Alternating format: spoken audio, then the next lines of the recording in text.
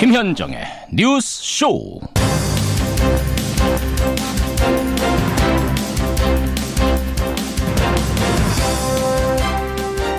정부가 공영방송 장악을 시도하고 있다. 애청자 여러분 안녕하십니까. 자유한국당이 국정감사 전면 보이콧을 선언했습니다. 방송통신위원회가 MBC 박문진 이사 자리에 여권 추천 인사 2명을 선임한 것에 대해 반발하고 나선 건데요. 국감 일정 차질은 물론이고 국민들이 오랫동안 염원해온 공영방송 바로 세우기 역시도 이 정치 논쟁 속에 또 연기되는 건 아닐까 우려가 됩니다. 오늘 금요일이죠. 사실 이번 주말은 상당히 특별합니다. 박근혜 최순실 국정농단 사태에 분노한 시민들이 처음으로 촛불을 들고 거리로 쏟아진 것이 1년 전 이번 주말입니다.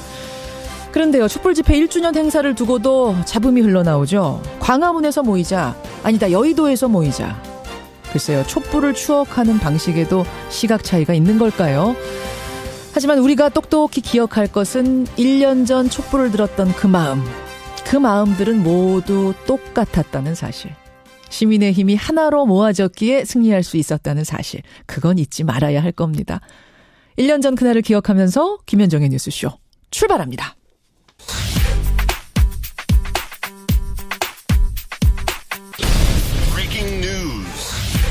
김현정의 뉴스쇼가 주목한 오늘의 포인트, 김정훈 기자 나와 있습니다. 어서 오세요, 김 기자. 네.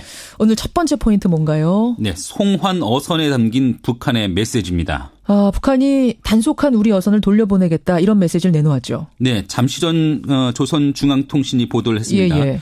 수역을 넘어서서 단속됐던 우리 어선을 인도주의적 견지에서 오늘 오후 5시 30분쯤 송환하겠다 이런 소식이었는데. 언제 그러니까 납북이 됐던 거예요? 이 송환이 됐던 거예요, 이 어선? 네, 북한 주장에 따르면요. 지난 21일 새벽이었고요. 해당 어선은 391 흥진호였습니다.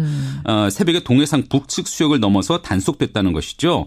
그런데 불법 침입 사실을 인정하고 용서를 구해서 돌려보내기로 했다. 이게 바로 북한의 설명입니다. 예. 아시는 것처럼 그 한반도가 오랫동안 냉각되어 왔는데 북한이 인도주의를 언급하면서 남한에 이렇게 유화적 태도를 보이는 것은 좀 이례적이네요. 그래요. 사실 오늘 미국의 국방장관이 JSA를 찾아가서 경고 메시지 내놓기도 하지 않았습니까? 예, 그럴 예정이었죠. 한미 연례 안보협의회 참석차 제임스 매티스 미 국방장관이 오늘 한국에 도착하고요. 말씀하신 대로 오전에 송영무 국방장관과 함께 판문점 공동경비구역을 방문하기로 했거든요. 그렇게 하기로 발표를 했던 거죠. 네네네. 그 북한 코앞에서 강력한 대북 메시지를 내놓을 것이다 이렇게 보였는데 이렇게 북한이 어선 송환 결정을 내리면서 혹시 그 메시지에도 변화가 담길지 한번 지켜봐야 되겠는데요. 자, 그 부분이 포인트입니다. 위기 국면을 해소할 수 있는 좀 실마리가 됐으면 좋겠어요. 네. 다음 포인트 갑니다. MBC 사태에 마비된 국회입니다. 제가 앞서도 소개해드렸습니다만 지금 국정감사가 한창인데 자유한국당이 전면 보이콧을 선언했죠. 오늘부터 국정감사 일정 전체에 참여하지 않겠다고 했습니다. 발단은 MBC고요. 맞습니다. 발단이 MBC 대주주인 방송문화진흥원의 이사 선임 논란이죠. 구 여권이 추천한 박문진 이사 2명이 스스로 물러나자 어제 방통위가 새로 보궐이사 2명을 선임했거든요. 그렇죠. 이에 대해서 자유한국당은 자신들이 추천한 이사의 보궐 인사다. 그러니까 다시 자신들이 해야 한다. 이렇게 주장하면서 국회 보이콧 방침을 내놓은 것입니다. 전에 자신들 구 여권에서 추천한 인사들이 그만두면서 생긴 자리니까 구 여권, 즉 자유한국당이 추천하는 게 맞다? 자신들의 몫이라고 다시 주장하는 것이죠. 또 한국당은 또 이호성 방통위원장에 대해서 해임 촉구 결의안을 제출하기로 했고요. 또 새로 선임된 박문진 이사 2명에 대해서도 임명 효력 정지 가처분 신청을 내기로 했네요. 지금의 여당인 더불어민주당은 그 논리는 맞지 않다. 자유한국당이 불참하더라도 위원장 직무대리를 세워서라도 국감은 계속 진행하겠다 이런 입장인데 이게 어떻게 될지 지켜봐야겠습니다. 마지막 포인트요. 네, 한중 관계의 해빙 가능성입니다. 싸들어 꽉 막힌 한중 관계 변화의 조짐이 좀 나타납니까? 시진핑 집권 2기 출범에 따른 자신감 때문일까요? 몇 가지 변화의 가능성이 좀 엿보이긴 합니다. 그래요. 정수왕 중국 외교부 대변인인데 어제 정례 브리핑에서 한중이 각 분야에서 점차 우호 관계를 회복하고 발전시키자 이렇게 제안을 했습니다. 여기에 중국이 한국 정부에게 정상회담 추진 의사를 밝혔다는 소식이 있습니다. 확인을 해봐야 되겠지만요. 그런가 하면 중국에서 한국 단체 관광 여행 상품 모집 광고가 7개월 만에 다시 등장하게 됐네요. 이게 상당히 의미 있는 겁니다. 여러분 아시겠지만 중국은 우리와 다르잖아요. 사회주의 국가이기 때문에 정부에서 여행 상품 팔아라 하면 파는 거고 네, 지침에 팔지 따라서. 말아라 지침 내리면 그때부터 못 파는 거거든요. 그런데 중단됐던 것이 다시 등장했다. 7개월 만에. 네. 의미 있는 변화가 좀 느껴지는데요. 저는 여기까지. 물론 아직 낙관하긴 이릅니다만 한중 관계에 희망은 보인다. 오늘 2부에서는요. 도올 김용옥 교수가 나옵니다. 도올 선생님이 바라보는 중국 시진핑. 오늘 꽤 긴 인터뷰 준비되어 있거든요. 이것도 네네. 함께 하시죠. 김정은 기자 수고하셨습니다. 네.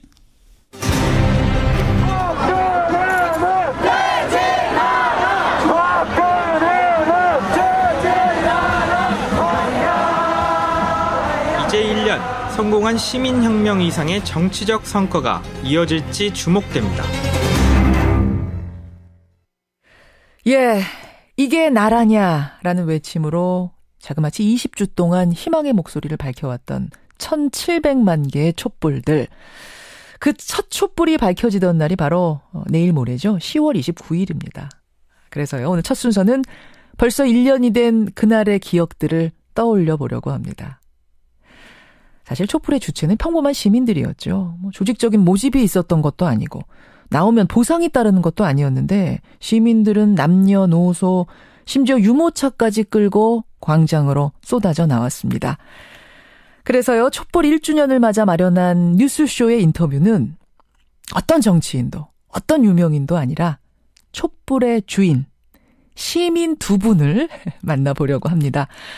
먼저 촛불 집회 최다 참가자로 화제가 됐던 분이세요. 시민 이민주 씨 연결을 해보죠. 이민주 씨 안녕하세요. 네, 안녕하세요. 얼마나 평범한 시민이신가 자기소개를 직접 해주시죠. 네, 저는 딸 둘 있고 남편 있는 직장인이에요. 딸 둘 있는 평범한 직장인. 진짜 평범한 시민 맞으시네요. 네. 제가 최다 참가자라고 소개를 했는데 몇 번 참가하셨던 거죠? 주변 분들이 세워주셨어요. 127번이라고 들었습니다. 네. 근데 촛불 집회는 20주 동안 열렸는데 어떻게 127회를 가셨어요? 매일매일 다녔거든요. 그러니까 주말 촛불 집회는 23회였지만 사실은 매일매일 사람 수는 적었지만 있었거든요. 퇴근하고 가신 거예요? 평일에? 그럼요. 네. 대단하십니다. 그게 첫 시작이 10월 29일이었는데 그 첫 번째 촛불 집회도 가셨어요?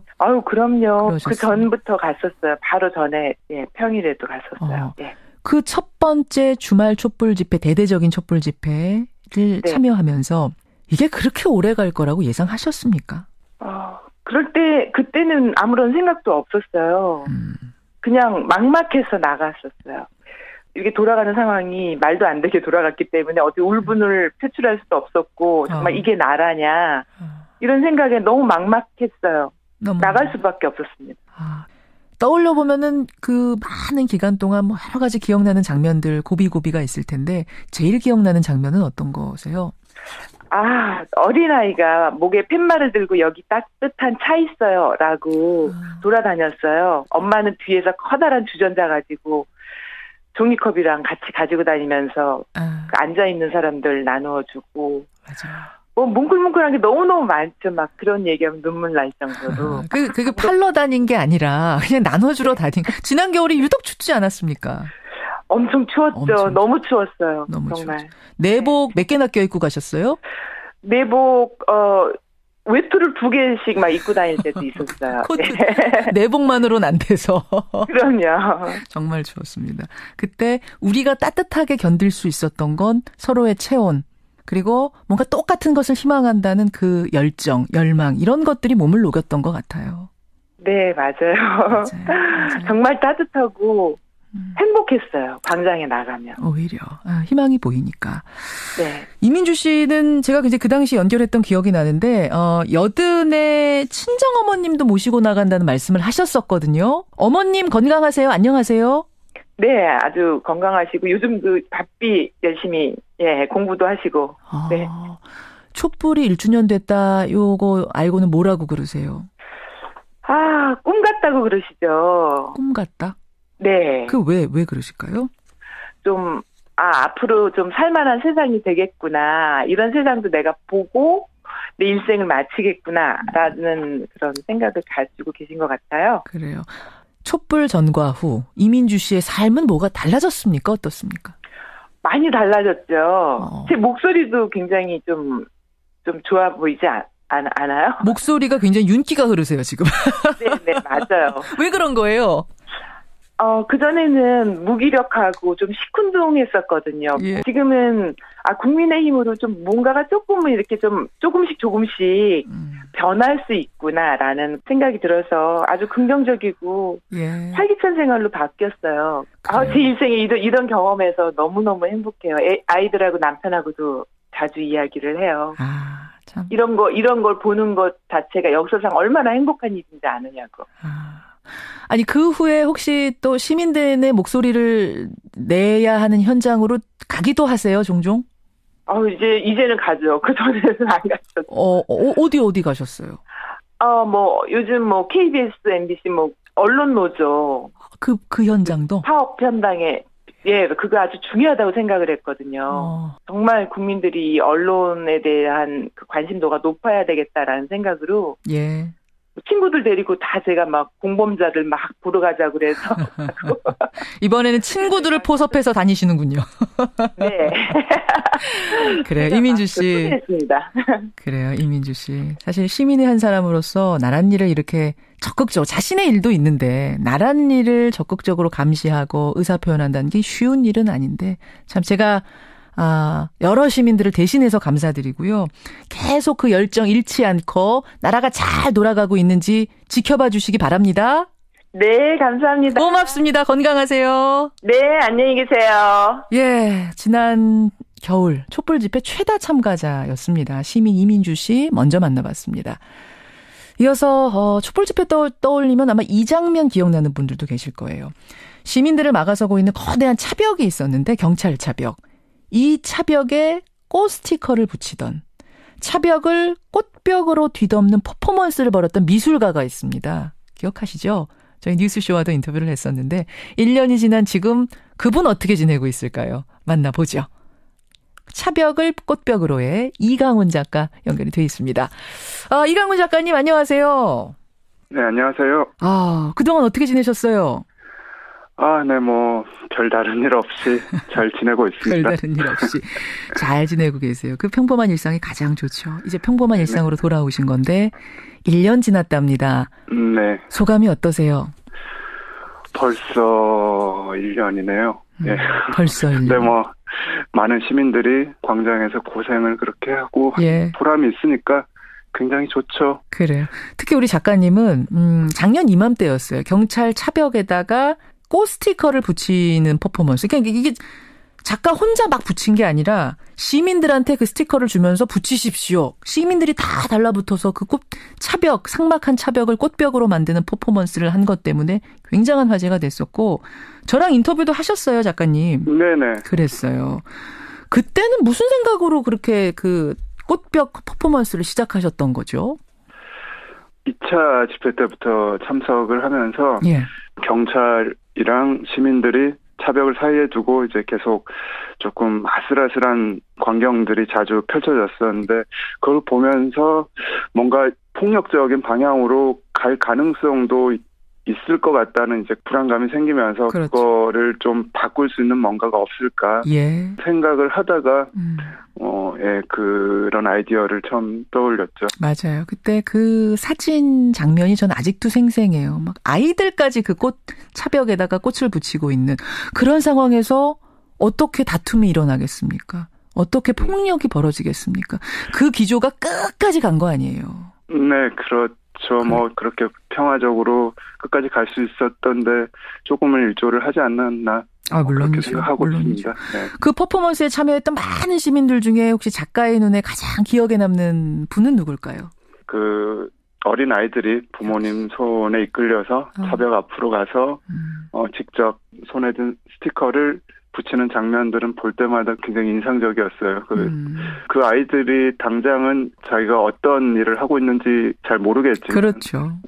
시간이 지나고 나중에 이제 내가 그때 그 자리에서 이걸 했었다라는 걸 알게 됐을 때 예. 굉장히 그게 의미 있는 기억으로 남지 그럼요. 않을까 생각을 하고요. 그럼요. 그리고 나중에 조금씩 시간이 지나면서 시민들이 처음에는 이제 굉장히 좀 머뭇거리고 또 부정적으로 생각하시는 분들도 계셨는데 예. 나중에는 너무 아무렇지도 않게 스티커를 받아들면 바로 차벽으로 가서 붙이고 하는 장면이 저는 그게 굉장히 이제 보람이 있었죠. 뭉클뭉클 하셨겠는데요, 그럴 때는. 그렇죠? 그렇죠. 아까 별일 없이 지금 평화롭게 그냥 평범하게 지냅니다 그러셨는데 보니까 네. 아주 평범하신 거 아니고 지금 그 꽃벽 퍼포먼스, 그 꽃벽 퍼포먼스가 계기가 돼서 영향을 받으셨다면서요. 네. 물론이죠. 퍼블릭 아트, 소셜 아트. 네네. 소셜. 어떤 거 하세요? 예를 들어서. 지난번에 대선 전에는 그 투표 동료 포스터를 만들어서 이제 또 뿌렸어요. 최근에는 제주시의 아라동이라는 곳에서 거기 어린이들과 함께 낙서를 테마로 해서 작업을 했었어요. 낙서는 왜요? 꽃벽이랑 비슷한 맥락인데요. 낙서라는 것도 사실 굉장히 당연하게 아이들이 할 수 있는 것임에도 불구하고 예. 어디 공공장소에서 낙서를 하는 거는 당연히 또 큰일 나죠. 그렇게 하면. 네. 얼른 달려가서 말리죠. 예. 네. 그래서 그거를 직접 한번 해볼 수 있게끔 하는 이제 작업을 해봤어요. 자유롭게. 처음에는 애들도 굉장히 머뭇머뭇했었는데 나중에는 굉장히 신나게 낙서를 했어요. 네, 당분간 그런 작업들을 조금 더 고민해 보려고 하고 있습니다. 예.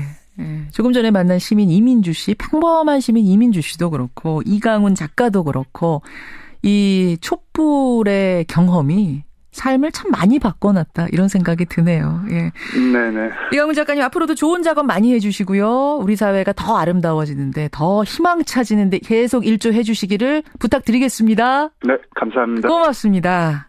예, 꽃벽 퍼포먼스를 벌였던 그 작가 이강훈 씨까지 만나봤습니다.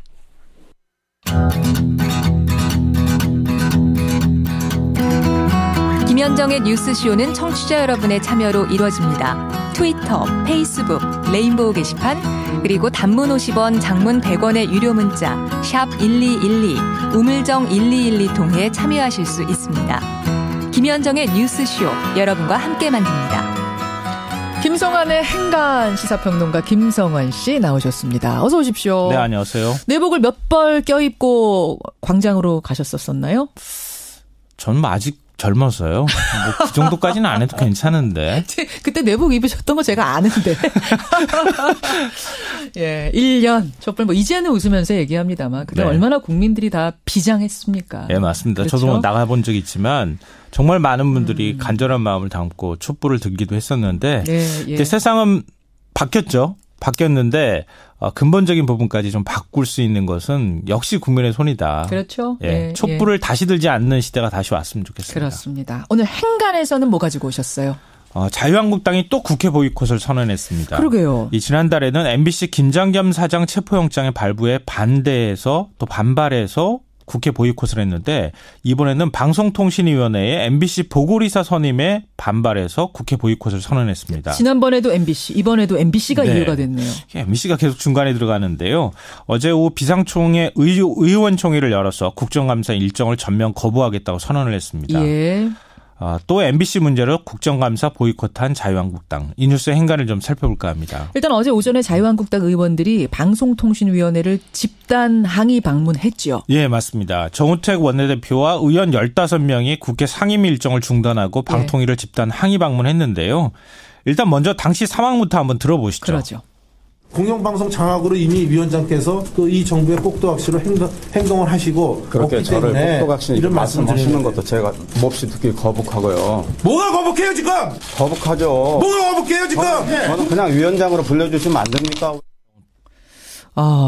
상당히 거친 상황들이 설전이 오갔어요. 정우택 원내대표가 굉장히 화가 많이 났던 모양인데요. 이게 소리 지른 분이 정우택 원내대표입니까? 예, 맞습니다. 이 방송통신위원회가 MBC 대주주인 방송문화진흥회 보고리사 2명을 선임을 했거든요. 예. 근데 자유한국당은 과거 새누리당 시절 우리가 추천한 자리였으니까 이번에도 우리가 추천하는 게 맞다. 그렇죠. 나머지 남은 임기를 추천하는 것이니까 그건 우리 몫이다 이렇게 주장을 하고 있는데요. 방송통신위원회는 그 주장을 받아들이질 않았습니다. 그래서 이제 항의 방문을 한 건데요. 그래서 어제 오후 비상의원총회를 열고 뭐 국정감사 일정이 지금 진행 중인데 국정감사 일정 자체도 아예 보이콧을 하겠다 이렇게 선언을 했습니다. 그러니까 일단 구조를 여러분 아셔야 돼요. 방송통신위원회, 방통위가 박문진 방송문화진흥위원회 이사를 선임하는 거고. 네, 맞습니다. 그 박문진이라는 곳에서 MBC 사장을 선임하는 거고. 네. 그러면 방통위의 위원은 누가 선임하느냐? 대통령이 2명. 그렇죠. 국회 교섭단체가 3명. 3명. 근데 거기서 네. 여당목 1, 야당목 2. 네. 그러니까 결과적으로는 대통령과 여당이 3명. 네. 3대2. 네, 맞습니다. 이렇게 되는 거예요. 근데 방송문화진흥회, 그러니까 MBC 이제 대주주죠. 박문진. 예, 박문진이라고 줄여서 부르는데요. 이 박문진의 구성이 구 여권에서 임명한 이사가 6명이었고 야권이 3명, 6대3 구도였는데 그중에 여권에서 추천한 이사 2명이 사퇴를 하니까 그렇죠. 사퇴를 하고 다시 이제 현 여권에서 2명을 임명을 하니까 그 구도 자체가 뒤집히게 된 거죠. 4대5로. 4대5가 되는 거군요. 예, 그래서 이제 MBC 사장을 교체할 수 있는 발판이 마련됐다. 이제 이런 거가 되는 거죠. 그 지점에 대해서 자유한국당이 이제 반발하고 나선 겁니다. 이 뉴스의 행간 이면 들어가 보죠. 첫 번째 행간은 그때는 맞고 지금은 틀리다입니다. 그때는 맞고 지금은 틀리다. 이거는 홍상수 감독 영화 제목 아니에요? 그 자유한국당 의원들이 보궐이사 선임권을 달라고 주장을 하고 있는데요. 예. 이우성 방통위원장이 이명박 정부에서 그렇게 한 전례가 있다. 우리처럼 한 전례가 있다. 이렇게 얘기를 했습니다. 반박을 한 건데요. 실제로 지난 2008년 방통위가 열린우리당이 집권 여당 시절에 추천했던 KBS 신태섭 이사를 해임했습니다. 그 대신에 박근혜 캠프 정책 자문단장 출신인 강성철 부산대 교수를 임명을 했거든요. 그러니까 이때면은 노무현 정권에서 이명박 정권으로 넘어가던 그때. 네, 맞습니다. 예. 그러니까 그때도 보궐이사 선임을 방통위에서 한 거예요. 이번처럼. 이번 같은 상황이 똑같이 벌어졌을 때. 예. 그러니까 노무현 정권 때 여당이던 데에서 했습니까? 이명박 정권의 여당이던 때에서 보궐을 그러니까 지금 자유한국당 논리라면은 당시에도 열린우리당이 보궐이사를 선임을 했었어야 되는데 당시에는 한나라당이 했어요. 한나라당이 했어요. 사실상 한나라당이 추천한 사람이 된 거죠. 아하. 그러니까 그런데 한국당 의원들이 어제 뭐라고 여기에 대해서 반박을 했느냐. 그 전례가 바로 적폐다. 적폐를 청산한다면서 잘못된 원칙을 상속받으면 안 된다. 이렇게 얘기했습니다. 그런 논리로. 예, 자기들이 과거에 했던 건 적폐다. 그러니까 이 정부에서는 적폐 청산 주장하니까 이 정부에서는 달리해야 되는 것 아니냐 이렇게 얘기를 하고 있는 건데요. 그래서 제가 그때는 맞고 지금은 틀리다 이렇게 얘기를 한 겁니다. 예. 이 과연 얼마나 상식적인 얘기가 될 수 있을지는 청취자 여러분들께서 판단해 보시기 바랍니다. 여러분 어떻게 생각하시는지 여러분의 의견 구함된 지금 나름 논리를 가지고 양쪽이 다 주장하고 있는 거거든요. 네. 자유한국당은 그때 그게 우리가 적폐적인 행동을 한 거다. 그러니까 우리의 행동을 청산해다오 지금 이런 거거든요. 예. 그래요. 두 번째 행간은 뭡니까? 두 번째 행간은 대나무에 대해선 대나무에게 물어보라입니다. 이건 또 무슨 말씀이세요? 약간 좀 선문답 같은 얘기가 될 수 있을지 모르겠는데요. 그렇지만 너무 당연한 말이겠죠? 대나무에 대한 얘기는 대나무한테 물어보는 게 제일 정확하겠죠? 소나무 얘기는 소나무가 제일 잘하는 거고요? 그렇죠. 네, 맞습니다.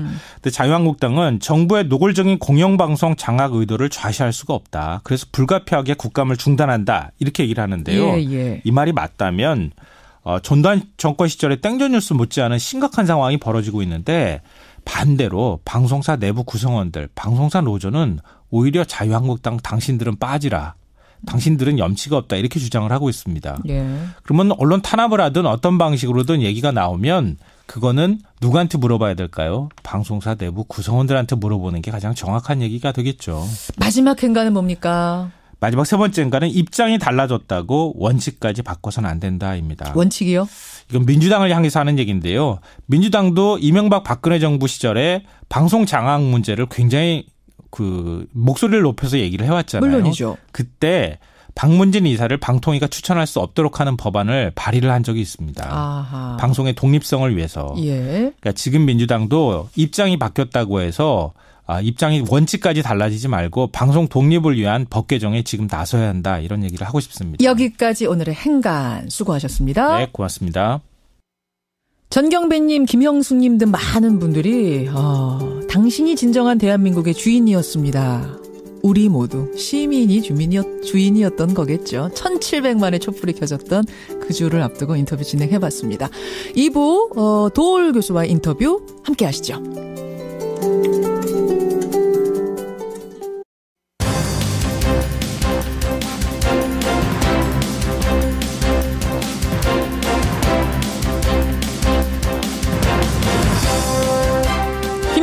뉴스쇼 2부 출발합니다. 지난 8월이었죠. 배우 송선미 씨의 남편이 살해되는 일이 벌어졌습니다. 어제 검찰 수사 결과가 나왔는데요. 청부살인이라는 이런 결론이 났습니다. 청부살인, 이게 남의 나라에서만 벌어지는 이야기인 줄 알았는데 우리나라에서도 대낮에 청부살인이라 어찌된 일일까요? 잠시 후에 좀 깊이 들어가 보죠. 집권 2기를 맞은 중국 얘기 좀 해보겠습니다. 시진핑 주석이 시진핑 사상이라는 걸 중국 헌법에 포함을 시키면서 이제 장기 집권 시대가 열린 거 아니냐. 중국의 새 시대가 열린 거 아니냐. 이런 해석들 나옵니다.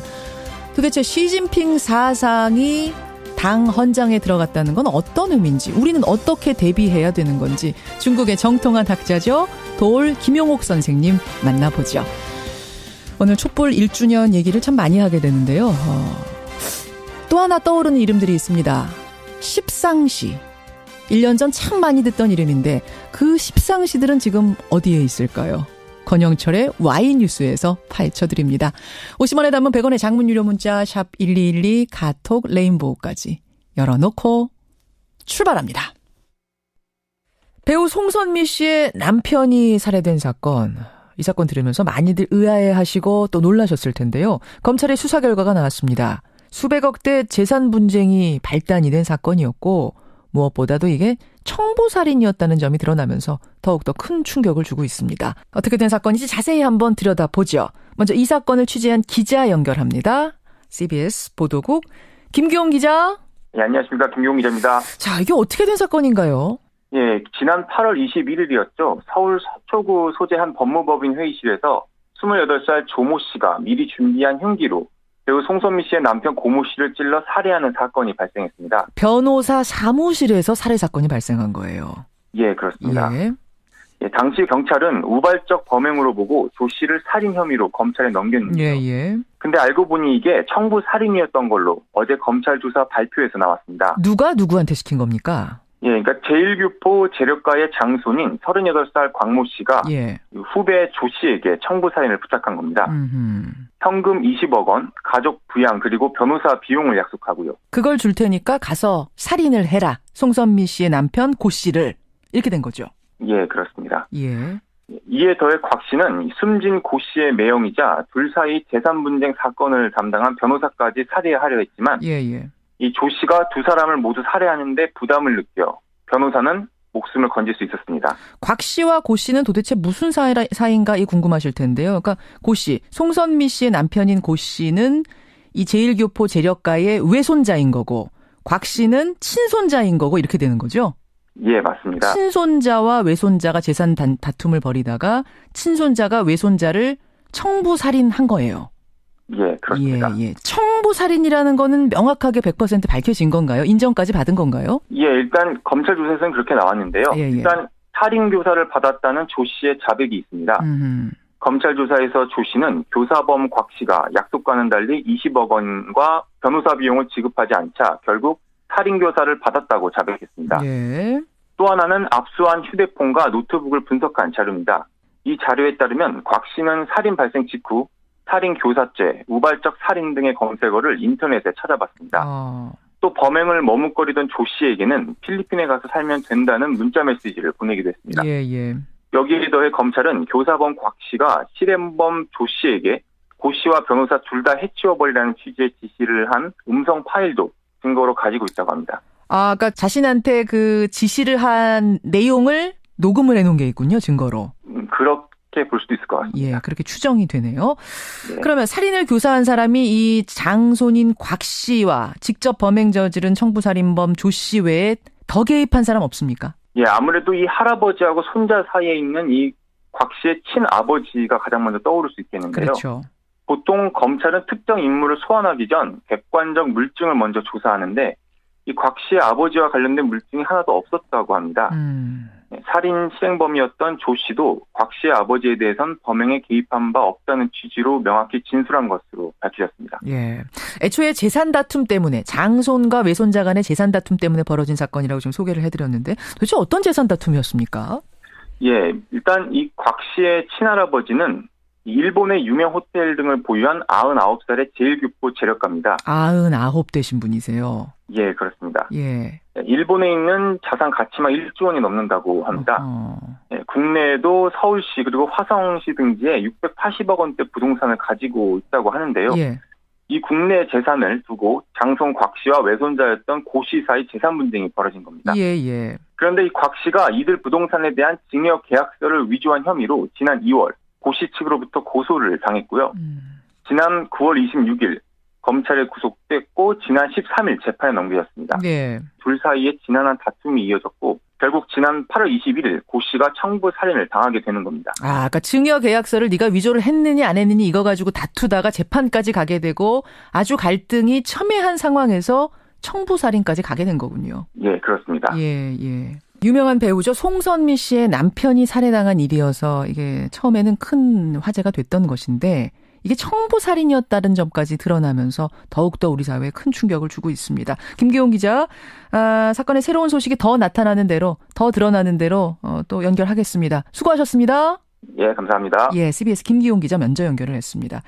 영화에서나 보던 청부살인이 우리 사회에서 정말로 벌어지고 있다는 점 충격적인데요. 전문가 만나보죠. 경기대 범죄심리학과 이수정 교수 연결합니다. 이수정 교수님, 안녕하세요. 예, 안녕하십니까. 지금 청부 살인을 저지른 조 씨, 보니까 28살이에요. 전과도 네네. 전혀 없고요. 예. 무직이기는 하지만, 지금 특별히 나쁜 짓을 했던 조폭이라든지 이런 게 전혀 아닌데, 네. 자신과 원한도 없는 이런 사람을 살인했다, 청부를 받아 살인했다, 이게 쉽게 이해가 되는 상황이 아닙니다. 어떠세요? 예. 네, 처음에 동기가 굉장히 불분명해가지고, 예. 많은 사람들이 사실 의아했던 사건이기는 하죠. 맞아요. 네. 그렇죠. 조 씨는 보니까 2억 원의 빚을 떠안고 있었어요. 그리고 네네. 숨진 고 씨, 송선미 씨 남편하고 한 집에 살면서 이런저런 심부름을 해줬던 그런 사이이기도 하답니다. 근데 그 가까운 사이였던 사람을 지금 이제 살해를 한 거죠. 네네. 이렇게 사실은 곽 씨가 지금 청부살인을 했던 조 씨에게 직접 이제 처음에 청부살인을 하라고 시키려고 의도했던 거는 아닌 것 같습니다. 국내에서 청부살인을 이제 부탁할 만한 사람을 검색했던 기록 같은 것들이 있고요. 예. 그런데 딱히 이제 특별한 그런 부탁을 할 만한 사람이 없자 결국 본인이 신뢰하던 사람에게 이제 개인적인 부탁을 한 것으로 그렇게 지금 알려지고 있습니다. 그런 거군요. 네네. 저는 전혀 범죄 경험이 없는 사람이 아무리 돈 때문이라도 살인 같은 최악의 범죄를 저지를 수 있는가 좀 이상하다 싶어서 네네. 혹시 이 조 씨가 안 잡혔을 뿐이지 전에도 혹시 청부살인 같은 걸 저질렀던 사람은 아닌가 이런 의심도 되던데 그런 건 아닌 걸로 보시는 거군요. 네, 지금 초범이라고 물론 국내 전과만 검색을 해봐서 이 조 씨가 상당한 기간 동안 또 일본에서 곽 씨와 함께 생활했던 그렇다고요. 것이라 정확하게는 지금 알려져 있지 않지만 어쨌든 국내에서는 초범으로 알려져 있습니다. 예. 공개된 장소에서 범행을 한 점, 대낮에 변호사 사무실, 또 도주하지 않은 점 이런 건 어떻게 보세요? 처음에 사실 그것 때문에 이게 정말 무슨 청부살인이 맞는지 하는데 의심을 품었던 것이 일반적인 청부살인은 사실은 완전 범죄의 형태를 어쨌든 꾸미거든요. 그렇죠. 그렇기 때문에 본인의 검거 가능성을 낮추기 위해서 증거를 인멸하고 증인을 없애고 이런 종류의 이제 노력들을 하는데 지금 이 사건은 벌건 대낮에 이제 변호사 사무실에서 목격자를 바로 앞에 두고 일어난 사건이라 그러니까요. 도대체 누가 이런 돈을 받고 이런 짓을 할 것이냐. 본인의 장래가 전부 다 지금 교도소에서 생활을 해야 되는 상황이 벌어질 수도 있지 않습니까? 예. 그렇기 때문에 사실은 이유를 알 수 없었는데 이제 드러난 사실에 따르면 결국 이제 변호사가 매형이었기 때문에 그렇죠. 그 매형까지 일종의 협박을 하기 위한 그런 행위였던 것으로 그렇게 추정이 되고 있습니다. 숨진 고 씨, 그러니까 송선미 씨 남편이죠. 숨진 고 씨의 매형이 담당 변호사였습니다. 예, 그렇습니다. 변호사. 네. 처음에 그래서 2명을 모두 살해해라 이런 이제 주문을 했었는데 조 씨가 거절을 해서 결국에는 지금 직접적인 이권 다툼이 있는 이제 송선민 씨 남편만 살해된 것으로 그렇게 알고 있습니다. 자, 청부살인. 사실 이 점이 이제 청부살인이라는 점 때문에 이 사건이 더 충격적인 건데요. 이 교수님, 이런 사례가 전에 또 있었던가요? 사실은 유명 어떤 기업체의 부인이 이제 사위의 애인이라고 오해를 해가지고 친척 동생을 살해한 이런 청부살인도 사실 존재했었죠. 그 유명한 여대생 청부살인 사건. 그렇습니다. 네. 그렇기 때문에 없었던 건 아니나 이번처럼 이렇게 그야말로 대담하게 제3자가 보는 앞에서 그러니까요. 벌건대낮에 사실 서초동 변호사 사무실이라는 곳이 굉장히 많은 사람들이 왕래를 하는 곳 아닙니까? 예, 거기서 이렇게 대담하게 일어난 사건은 거의 처음인 것으로 그렇게 보입니다. 그러니까요. 이 사건을 보시면서 우리 이수정 교수가 주목하는 지점 혹은 의문 어떤 부분을 좀 보고 계세요? 맨 처음에 이제 궁금했던 점은 왜 이렇게 무모한 짓을 청부를 받은 자가 벌였는지가 굉장히 궁금했었고요. 지금 그 대목은 지금 상당히 의문이 풀렸는데 문제는 지금 이런 종류의 사건들이 유사한 사건을 또 이제 유발할 가능성이 굉장히 높아 보인다는 겁니다. 청부살인. 네, 누구에겐가 시켜서 본인의 원한을 풀고자 하는 방식의 행위는 사실은 굉장히 위험한 행위가 될 수 있거든요. 특히 이제 우리나라처럼 IT가 발달한 나라에서는 사실 온라인상에서 모르는 사람들끼리 채팅할 기회 같은 것들이 워낙 많아서 만일 이런 비슷한 일이 그야말로 모르는 사람에게 부탁을 했다면 사실 동기도 알지 못한 채 그냥 우발적 살인으로 덮일 가능성 이런 것들이 충분히 있다고 보이거든요. 그렇기 때문에 굉장히 주의를 해서 이제 경찰들은 공범 여부나 이제 그 부탁을 하게 된 경위나 이런 것들에 대해서 좀 더 상세하게 조사를 해서 비슷한 일이 일어나지 않도록 해야 될 것으로 보입니다. 그러니까 이번 같은 경우에는 변호사까지 다 그 자리에 목격자까지 다 살해하라고 했는데 변호사는 그냥 뒀잖아요. 그런 거라든지. 또 이 청부살해범 조 씨가 양쪽을 다 아는 사이였어요. 원래 지인이어서 곽 씨랑도 지인, 고 씨랑도 지인. 이런 실마리들이 있었기 때문에 이렇게 검거가 됐고 추궁을 해서 뭐가 됐지만 지금 이수정 교수님 말씀하신 것처럼 정말 사이버 익명의 공간에서 뭔가 남기지도 않고 이 청부살인을 했을 경우 돈이 궁한 사람은 많으니까요. 그런 식으로 번져나가게 되면 그건 정말 위험한 사건이 될 수 있다. 이 말씀이세요. 굉장히 위험한 사건이 될 검거도 안 수 있기 되고. 때문에 지금 이번에도 이 사람이 이제 검색한 기록 같은 것들이 있지 않습니까? 컴퓨터 검색을 해봤대요. 처음에는. 네. 그러니까 이제 이런 종류의 키워드를 주의해야지 된다는 이야기거든요. 결국에는. 그렇기 때문에 이제 사이버 수사대 같은 데서는 사실은 주의할 어떤 검색어로 이런 것들이 온라인상에서 어떻게 지금 상황이 실태가 번져나가고 있는지 확인해 볼 필요가 사실 있습니다. 그 돈을 주고 살인을 지시한 거잖아요. 그렇습니다. 이 지시를 한 사람, 교사범, 이 사람에 대해서는 처벌이 어떻게 되나요? 살인죄가 똑같이 적용되는 것으로 알고 있고요. 경우에 따라서는 이제 역할 분담에 따라서는 오히려 더 심각하게 처벌할 수도 받을 수도 있을 걸로 추정이 됩니다. 청부살인이 영화 속에서나 벌어지던 일, 혹은 필리핀에서나 들려오던 일 정도로 우리가 알고 있었는데 이렇게 또 유명한 사람과 연결돼서 발생하니까 더욱더 큰 충격을 주고 있는 것 같습니다. 충격이다라고 하고 넘어갈 것이 아니라 말씀하신 대비책들 철저히 세워야겠습니다. 고맙습니다. 감사합니다. 경기대학교 범죄심리학과 이수정 교수였습니다.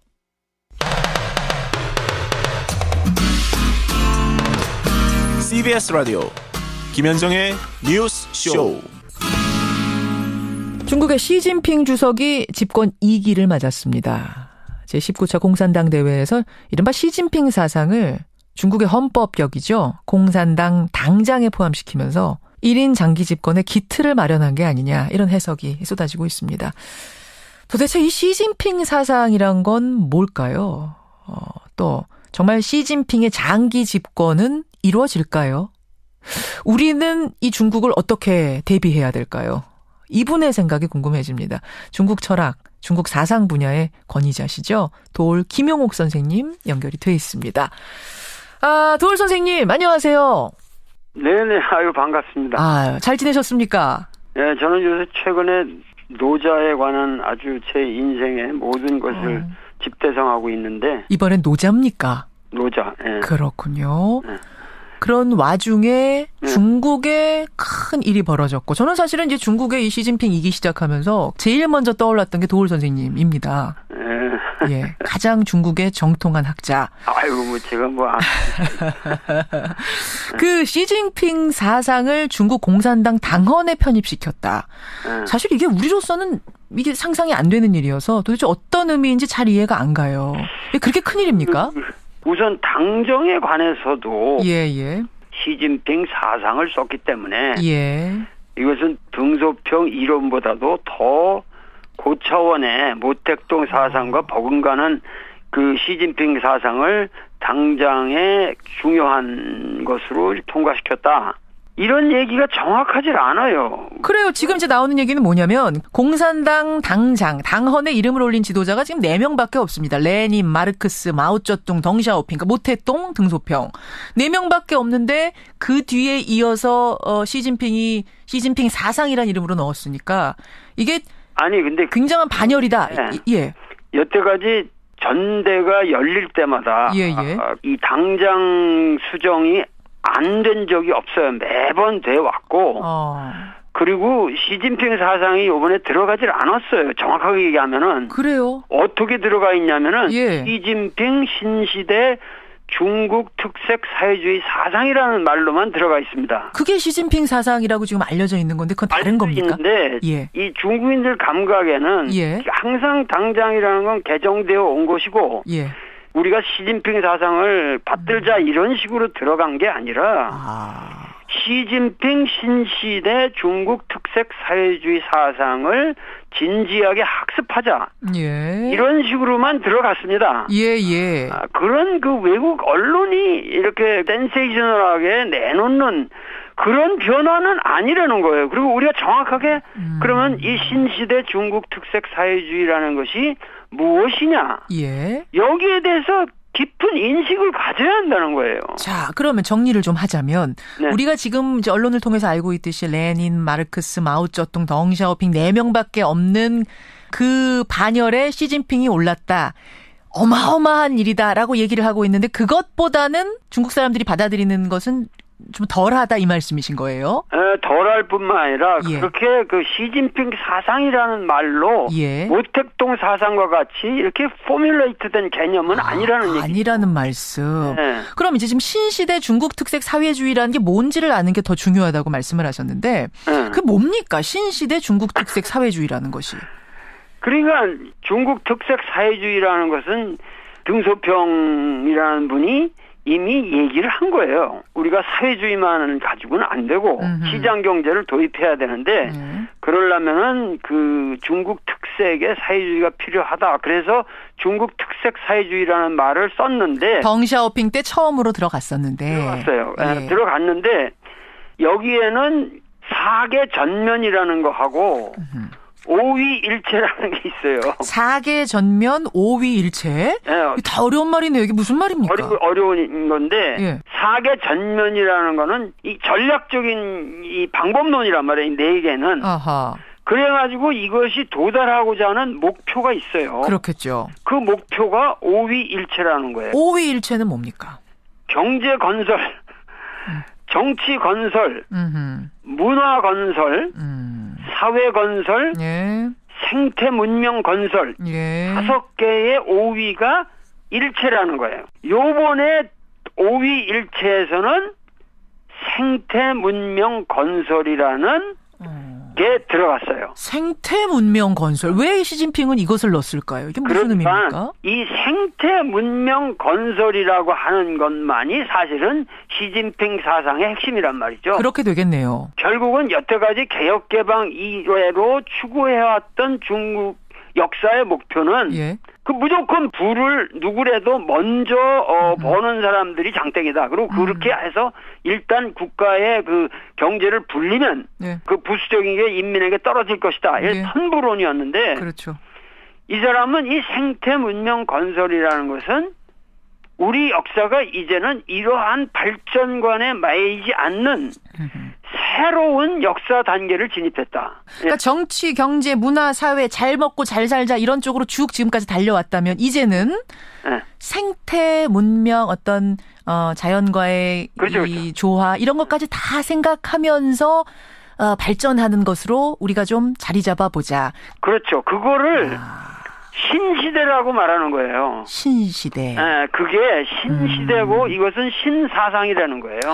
그러면요. 사실 지금 중국이 굉장히 눈부시게 경제 발전을 빠른 시간 안에 이뤘는데 네. 아무리 눈부시게 성장을 했다고 해도 미국이 만들어온 국제 질서 안에서 성장을 해왔던 거 아닙니까? 네네. 실제로 중국이 미국을 넘어서려면 그 미국식 국제 질서를 뛰어넘어야 되는데 이 생태 문명 부분까지 신경을 쓰면서 발전하자는 의미는 그럼 우리식의 어떤 세계 질서, 미국을 뛰어넘어 보겠다 뭐 이런 도전으로도 볼 수 있는 건가요? 지난번 공산당 대회에서 18대에서 예. 중국몽이라는 말을 끄집어냈거든요. 중국몽이라는 것은 우리가 꿈을 꾸면 이루어진다. 과거에 우리가 당나라가 과시했던 그러한 우리 중국 문명의 모습을 다시 한번 되찾을 수 있다. 예. 꿈꾸자. 그래서 중국몽이라고 그랬는데 예. 요번에 그 중국몽이라고 하는 것을 예. 이 생태 문명 건설이라는 것으로 구체화시킨 거죠. 그런데 중국에는 우리가 이 시진핑이가 3시간 반을 뭐 읽었다 그러면 사람들이 다 저거 미친 사람 아니냐. 거기서 그렇게 서가지고 사람들 오줌 두 마리 올 텐데 왜 저렇게. 연설문을 3시간 반 읽었어요. 예. 그렇지만 사실은 뭐냐면은 중국인은 최소한 1억 명의 공산당원이 있습니다. 그렇죠. 그리고 이 사람들은 그 시간 동안에 3시간 반 동안에 진지하게 그 시진핑이 말하는 걸 학습을 해요. 그리고 치밀하게 분석하면서 토론을 하는데 어떤 의미에서 이게 학습 국가예요. 학습 국가고 일치단결해서 우리가 이러이러한 꿈을 만들어 가자고 하는 공동의 그 일체감이 아직은 상당히 높은 국가이기 때문에 우리식의 언론 감각을 가지고 단순하게 접근하면은 앞으로 시진핑을 통해서 이루어지는 이런 변화에 대해서 우리가 상당히 뒤지게 됩니다. 지금 언론에서 보통 말하기를 뭐 시진핑이 5년 후에도 자기가 장기 집권하려고 그러는 거 아니냐. 그런 얘기 하죠. 왜냐하면 헌법까지 개정해서 장기 집권으로 들어가려고 하는 거다라는 지금 전망이 우세하거든요. 왜냐하면 후계자를 지정하는 전통을 이번에 따르지 않았기 때문에. 제가 이 자리에서 말씀드리지만 시진핑의 이 10년 이상의 1인 독재라는 건 불가능합니다. 불가능하다고 보세요? 불가능합니다. 불가능하다. 불가능하든 가능하든 그건 5년 후에 어떤 방식으로 되게 되느냐 제 예언을 한번 보세요. 그러면 후계자 지정을 이번에 했으면 사람들이 이렇게 오해를 안 했을 텐데 언론들이. 후계자 지정을 안 한 게 오히려 민주적 방식으로 나가려는 거예요. 무슨 얘기냐면은 이 격대 지정이라는 것이 등소평에서 후진타오에 이르는 그 한 과정밖에 없었어요. 중국에 있었던 법이 아니에요. 그러니까 여러분들 지금 잘 모르실 수 있어서 제가 잠깐 설명을 드리자면 중국에는 격대 지정이라는 것이 있어서 1기, 2기, 2기 때 그 다음 후계자를 지명하는 겁니다. 내 후계자라고 키우는 거죠. 뭐 이런 전통이 있다 이거거든요. 이 격대 지정이라는 것은 중국 이례적 사건에 불과합니다. 그래서 그거를 이어갈지 안 할지 이렇게 했는데 지정을 해놓으면 거기에 또 여러 가지 부패 고리가 거기에 나라비를 쓰는 거예요. 거기에 줄을 서가지고. 그러니까 좋지 않은 전통이라고 시진핑은 판단한 것이라고 지금. 한 거죠. 지금 중국 특색 사회주의를 실천하는 과정에서 가장 무서운 것은 이 공산당의 부패라는 거예요. 그렇죠. 부패죠. 그래서 이 시진핑이 가장 사랑하는 말이 고전에서 뭐냐면 정자정야라는 말입니다. 그건 뭔가요? 그것은 정치라고 하는 건 바르게 만드는 것이다. 부정의를 정의롭게 만드는 이 작업을 내가 계속하지 않으면 중국은 멸망한다는 거예요. 이 사람 판단력에 의하면. 그런데 후계자 지정만 안 하는 것이 아니라 상무위원 10명 뽑아야 되는데 그것도 7명만 뽑으면서 자기 측근으로 다 채웠단 말입니다. 이것도 권력을 튼튼히 하려고 하는 거 아닌가요? 전부 이 신문들이 오해를 하고 있는 그래요? 그것도 오해입니까? 5명 중에 예를 들면 한정 같은 사람은 이 사람은 상해파로서 그 아주 정통 강택민의 라인이고 왕양 같은 사람은 공청단 출신으로 완전히 후진타오의 아주 정통 라인이에요. 그리고 나머지 3사람도 상당히 온건하고 모든 사람들과 문제가 없는 사람이기 때문에 시진핑이 독재를 하기 위해서 그런 건 아니라는 얘기야. 와, 전 지금요. 사실은 이 인터뷰 들어오기 전에 상당히 많은 자료들을 읽고 전문가들의 분석을 읽고 이러고 들어왔는데 전혀 다른 이야기가 도올 선생님 입에서 나오니까 좀 당황스러울 정도예요. 내가 이게 그게 쉬운 문제가 아니에요. 중국에.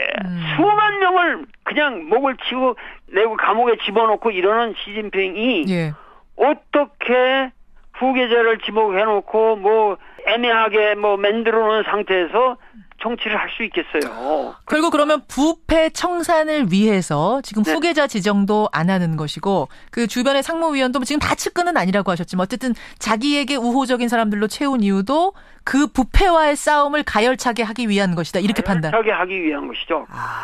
그러면서도 어떻게 하면은 그 부패 청산을 하고 그 빈익빈 부익분의 이런 거를 생태 문명 건설로 돌리느냐. 중국을 너무 나이브하게 제가 이런다 그래서 도울이라는 사람은 중국을 그냥 긍정적으로만 보려고 그런다 그러는 게 말할지도 모르겠으나 도울의 말은 현실의 이러한 측면도 우리가 반드시 정확히 봐야만 우리의 바른 전략이 나올 수 있다는 겁니다. 물론이죠. 예. 그러면 선생님 이 상황에서 시진핑 2기에 들어서는 이 상황에서 신시대 중국 특색 사회주의를 외치는 이 시점에서 우리는 어떻게 해야 될 것인가. 사실 지리적으로 역사적으로 문화적으로 우리에게 너무도 큰 영향을 주는 중국이기 때문에 우리가 이 변화에 어떻게 대처해야 되는지 잘 모르겠습니다. 어떻게 해야 되나요? 한국이야말로 전 세계에서 중국을 문명적으로 리드할 수 있는 유일한 나라예요. 우리나라가요? 우리나라. 중국을 리드할 수 있는? 우리 생활문화, 효라든가 모든 문화가 우리 중국이 지향하는 바에 생태 문명의 모든 가능성을 우리가 먼저 구현할 수 있는 나라라는 얘기예요. 우리가 이제 비록 작긴 하지만 사실은 한류 문화가 중국에 전파돼서 어마어마한 영향을 끼치는 것만 해도 한 예가 될 수 있겠네요. 하긴. 그 예가 되는 거죠. 그렇죠.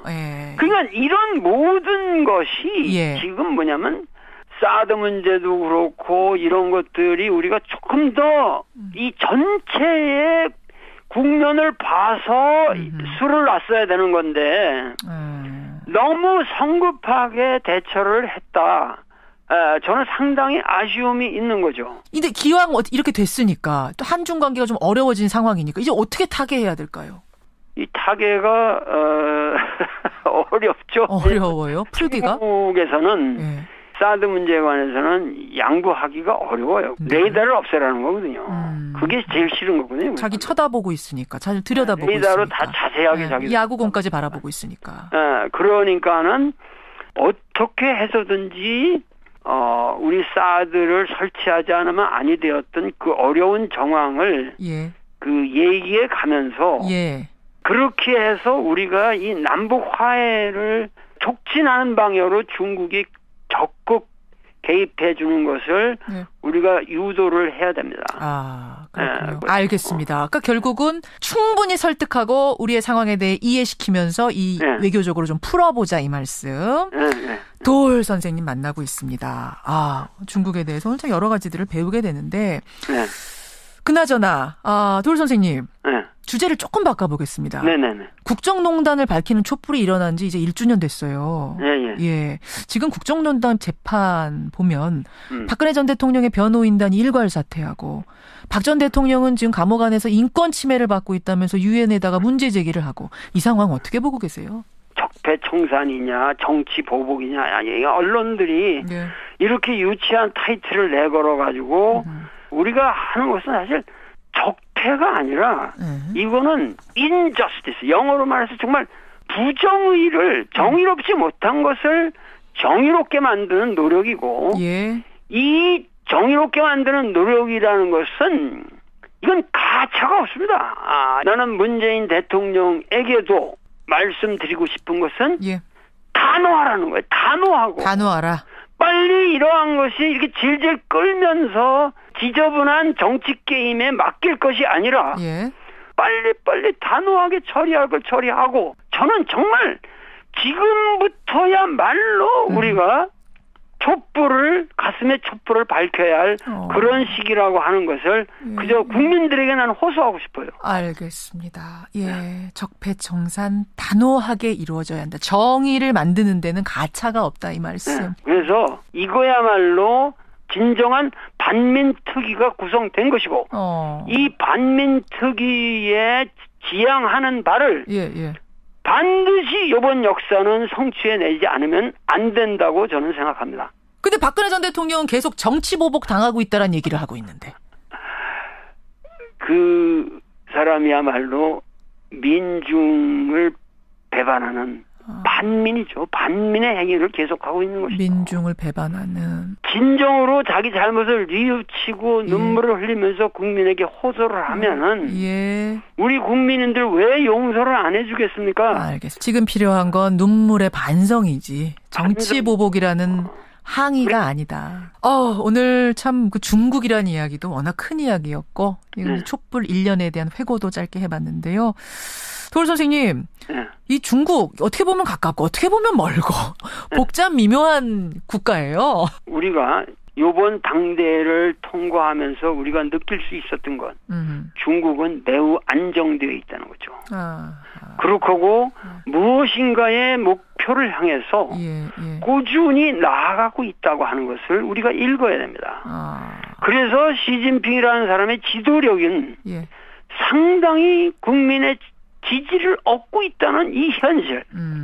이것을 우리 외국의 언론가들의 눈을 통해서 볼 것이 아니라 이 현실을 감안하면서 과연 이 동아시아 문명권에서 우리의 위상을 조망할 수 있는 그런 해안을 우리 국민 모두가 얻기를 정말 간절히 빕니다. 오늘 여기까지 말씀 듣겠습니다. 귀한 시간 고맙습니다. 네네. 도울 김용옥 선생님이었습니다.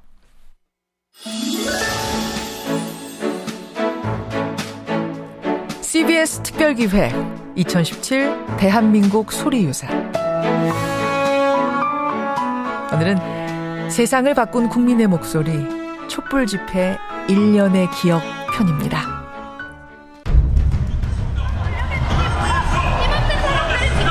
박근혜는 되지 않아! 존경하는 국민 여러분, 저는 개헌을 국정 과제로 받아들이고 실무적인 준비를 해 나가겠습니다. 무슨 블랙홀이 필요한 상황이 된 것인가, 그런 좀 의아스러운. 최순실, 우병우 이런 일들을 덮으려는 의도는 아닌지. 최순실 씨가 최소 44개의 대통령 연설문을 미리 받아본 것으로 드러났습니다. 최순실 씨는 저의 선거 운동이 국민들에게 어떻게 전달되는지에 대해 개인적인 의견이나 소감을 전달해주는 역할을 하였습니다. 민주주의 살려내자! 진상규명 민주주의 살려내자! 시국 선언서 대통령이 국기를 문란시킨 비정상의 사태를 부끄러움을 금할 수 없다.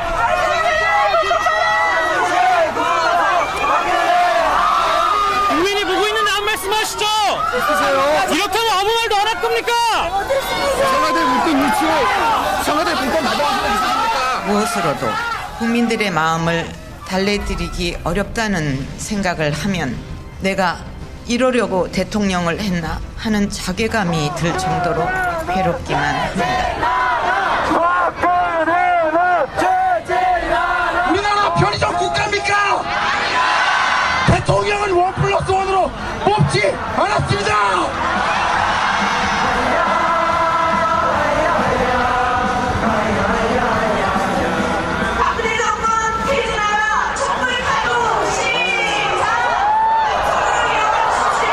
특별수사본부는 대통령에 대하여 공모관계가 있는 것으로 판단하였습니다. 수사팀의 오늘 발표는 사상 누각일 제 뿐입니다. 대통령직 임기 단축을 포함한 진퇴 문제를 국회의 결정에 맡기겠습니다. 더불어민주당은 탄핵을 정상적으로 추진하겠습니다. 탄핵 열차를 멈출 수는 없습니다. 국회는 탄핵하라! 국회는 탄핵하라! 박근혜를 탄핵하라! 박근혜를 탄핵하라! 지금 안에서는 거의 개표가 되고 있는 중인 것 같습니다. 거의 가결 분인 것 같은데. 결과를 말씀드리겠습니다. 대통령 박근혜 탄핵 소추안은 가결되었음을 선포합니다. 탄핵이 가결됐습니다!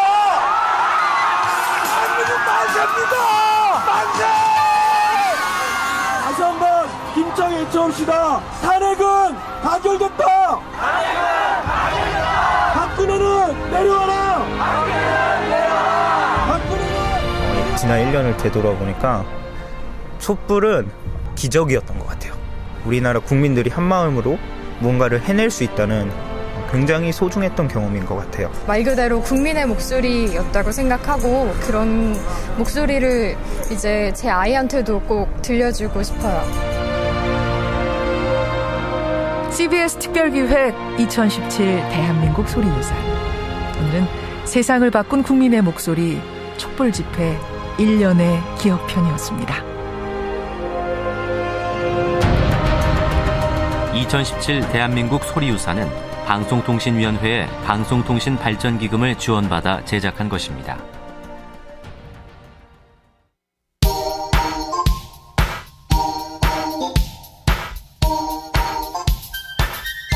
김현정의 뉴스쇼 CBS 라디오와 함께하고 계십니다. 저는 퇴근길 시사자키 정관용입니다. 우리는 대통령을 1+1으로 뽑지 않았다. 예. 한 시민의 그 말씀이 가슴에 꽂히네요. 그리고 이것은 기적이었다. 이 말씀도 그렇습니다. 이수호님. 아침부터 뉴스 들으면서 눈물 흘리기는 처음이네요. 지하철에서 부끄러워서 몸둘 바를 모르겠습니다. 8672님. 우리는 권력 앞에서 비굴하지 않았습니다. 이제는 자만하지 말아야 한다. 이런 말씀도 주고 계세요. 고맙습니다. 많은 분들이 울컥하다. 배재규님. 서경은님도 눈물 흘리신대요. 소해피님도 그러시고 많은 분들이 지난 1년을 떠올리시는 것 같습니다. 고맙습니다. 어제는 30주년 기념 콘서트가 열렸는데 선영철님, 프레시님 등등의 많은 분들이 어제 그 자리에 와주셨군요. 최은수님 고맙습니다. 지역에서도 많이 오셨고 그 정태춘 씨 노래 들을 때 온몸이 전율하면서 가슴이 먹먹했다는 분도 계시고요. 와주신 모든 분들 고맙습니다. CBS 뉴스 부활 30주년 기념 콘서트 어제 광화문에서 아주 성공적으로 치렀습니다. 권영철 선임 기자. 네. 왜 중간에 가셨어요? 저는 이 방송 준비를 해야 돼서요. 와이뉴스 준비 때문에. 어제 집에도 못 들어가고 회사에서 잤습니다. 그러셨죠. 제가 어제 참 사진 찍기로 약속을 했는데 김현정이가 사진 많이 찍어드렸어요. 저 어제 끝까지 남아서 한 분도 안 오셨으면 어떡하지 생각하면서 앞으로 나갔는데 정말 많은 분들이 와주셔서 너무 많은 분들이 오셨구나. 그 경호하시는 분들이 사진을 다 찍게 되면 이게 압사사고 같은 게 일어날 수가 있다. 해서 결국 사진 한 장 한 장 못 찍고 악수하고 인사 나누는 것 하고 지역에서 오신 분들이 계셨어요.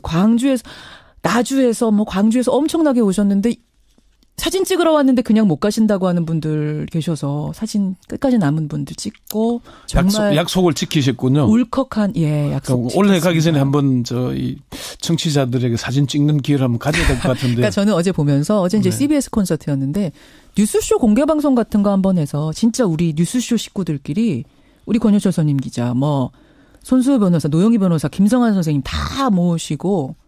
인사 나누는 자리 있었으면 좋겠다. 그런 꿈도 좀 가져봤습니다. 여러분들이 응원해 주시면 한번 저희 사실 여력은 별로 없지만 많이 쓰셨습니다. 해보겠습니다. 시간 많이 갔어요. 와이뉴스 그 밤새도록 준비한 와이뉴스 뭡니까? 역시 이제 이게 촛불 1주년이 됐죠. 됐습니다. 박근혜 최순실 게이트 국정농단 사건이 터지고 촛불 집회가 2016년 10월 29일부터 2017년 4월 25일까지 매주 토요일 23회 23차례에 걸쳐서 1,700만여 명이라는 시민들이 모였죠. 이게 국정농단의 출발은 정윤회와 십상시로 불리는 대통령 측근들에서 출발했다고 해도 사실 과언이 아닐 것입니다. 맞습니다. 흘러가자면. 2014년에 터졌던 십상시 문건. 촛불 1년 십상시들은 다 어디로 갔을까? 그 십상시들의 현재를 추적을 해봤습니다. 십상시. 이게 참 오랜만에 들어보는 정겨운 이름 십상시. 그들의 이름은 공개가 됐던가요? 안 됐던가요? 십상시 누굽니까? 초기에 십상시 문건이 터졌을 때가 2014년 11월 3년 전이죠. 그렇죠. 당시는 문고리 3인방의 명단만 공개가 됐고요. 우리 문고리 3인방은 다 알잖아요. 예, 청와대 비서관과 행정관 8명이 세계일보를 상대로 고소를 하면서 5명의 이름이 추가로 공개가 됐습니다. 그리고 국정농단 국정조사 청문회에서 명단이 공개됐는데 민주당 박범계 의원과 문건 공개 당시의 세계일보 조한규 사장의 질의응답 잠시 들어보시죠. 십상시의 이름이 기재되어 있습니다. 김영한 수석 비망록입니다. 정호성, 이재만, 안봉근 문고리 3인방 외에 장경상, 이창근, 정성철, 이춘호, 음종환, 신동철, 김춘식입니다. 알고 계시죠? 예, 맞습니다.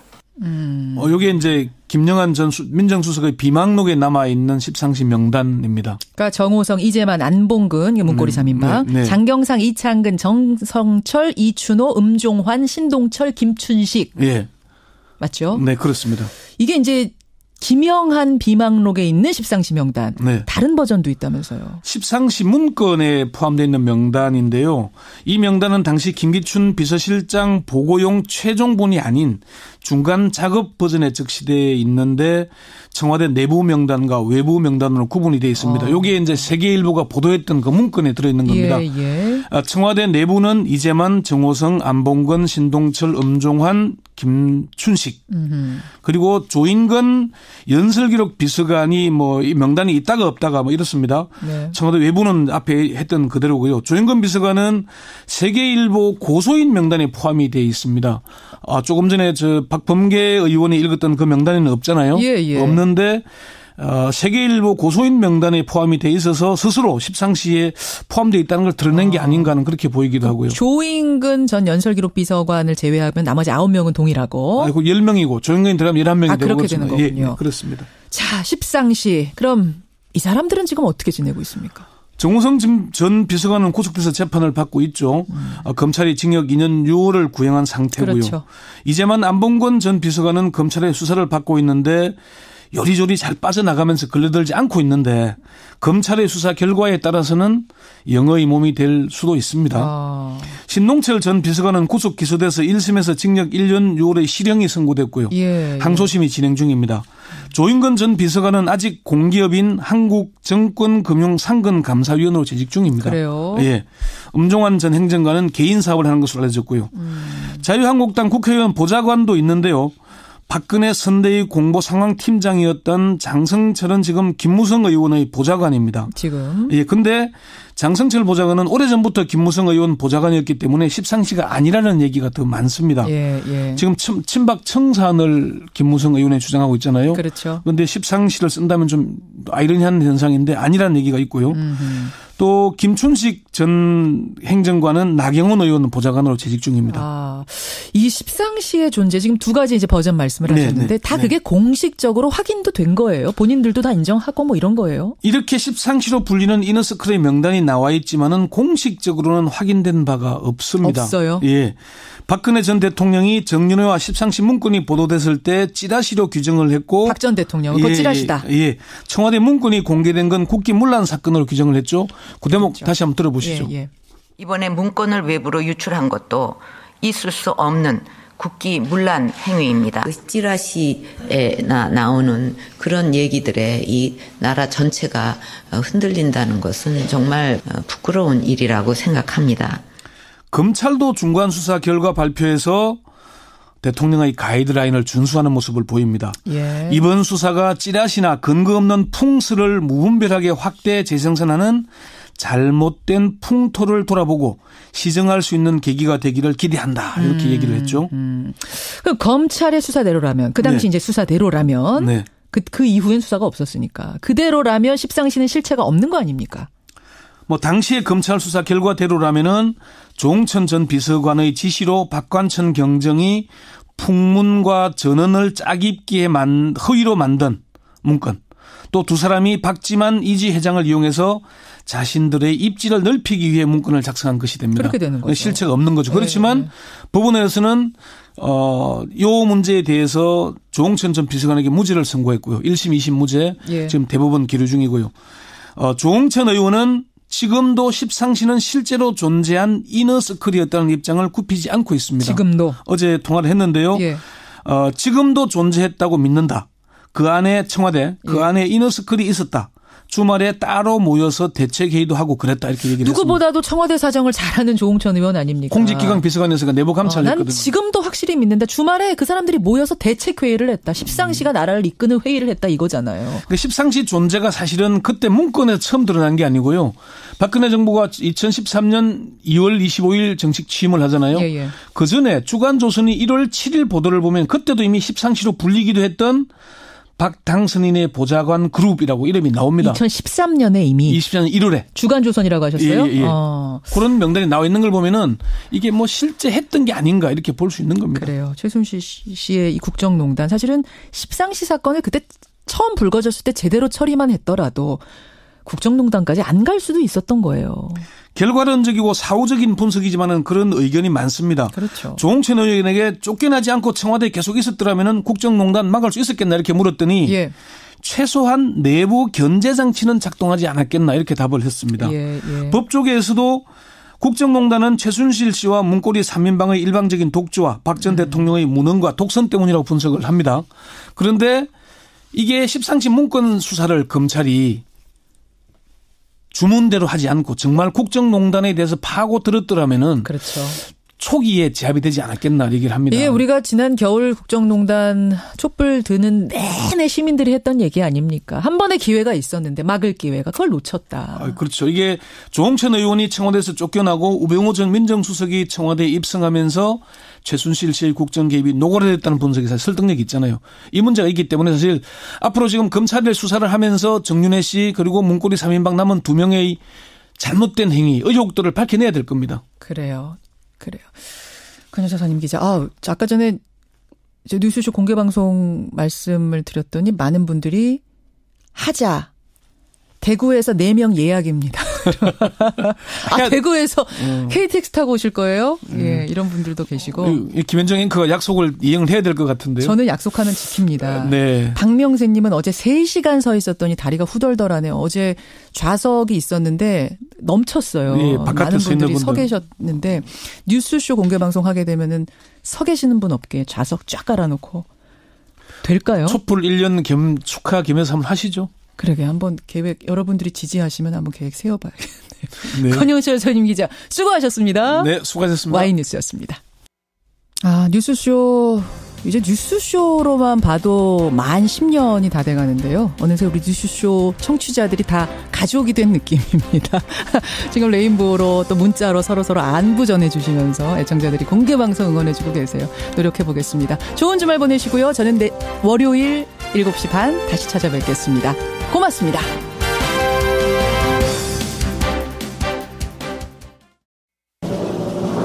김현정의 뉴스쇼.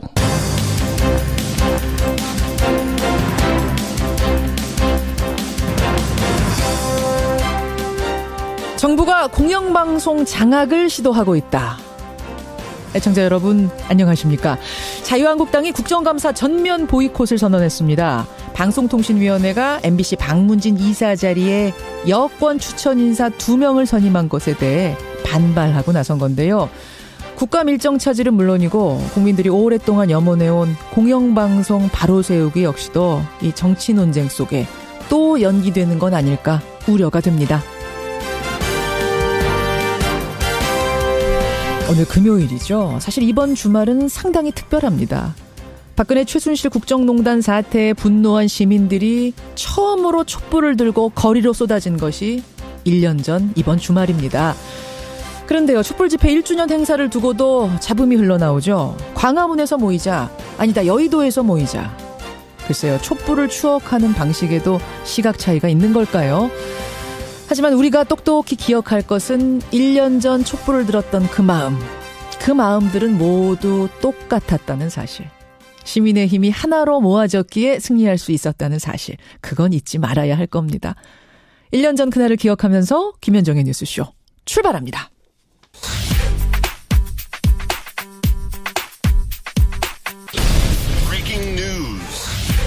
김현정의 김현정의 뉴스쇼가 주목한 오늘의 포인트 김정훈 기자 나와 있습니다. 어서 오세요, 김 기자. 네.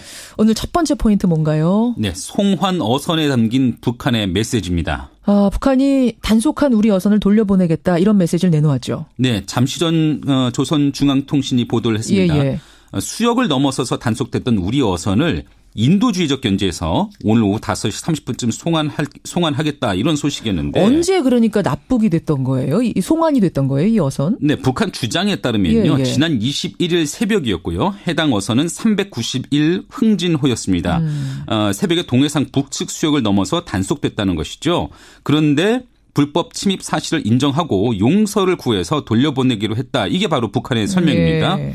아시는 것처럼 그 한반도가 오랫동안 냉각되어 왔는데 북한이 인도주의를 언급하면서 남한에 이렇게 유화적 태도를 보이는 것은 좀 이례적이네요. 그래요. 사실 오늘 미국의 국방장관이 JSA를 찾아가서 경고 메시지 내놓기도 하지 않았습니까? 예, 그럴 예정이었죠. 한미 연례 안보협의회 참석차 제임스 매티스 미 국방장관이 오늘 한국에 도착하고요. 예. 말씀하신 대로 오전에 송영무 국방장관과 함께 판문점 공동경비구역을 방문하기로 했거든요. 그렇게 하기로 발표를 했던 거죠. 네네네. 그 북한 코앞에서 예. 강력한 대북 메시지를 내놓을 것이다 이렇게 보였는데 이렇게 북한이 어선 송환 결정을 내리면서 혹시 그 메시지에도 변화가 담길지 한번 지켜봐야 되겠는데요. 자, 그 부분이 포인트입니다.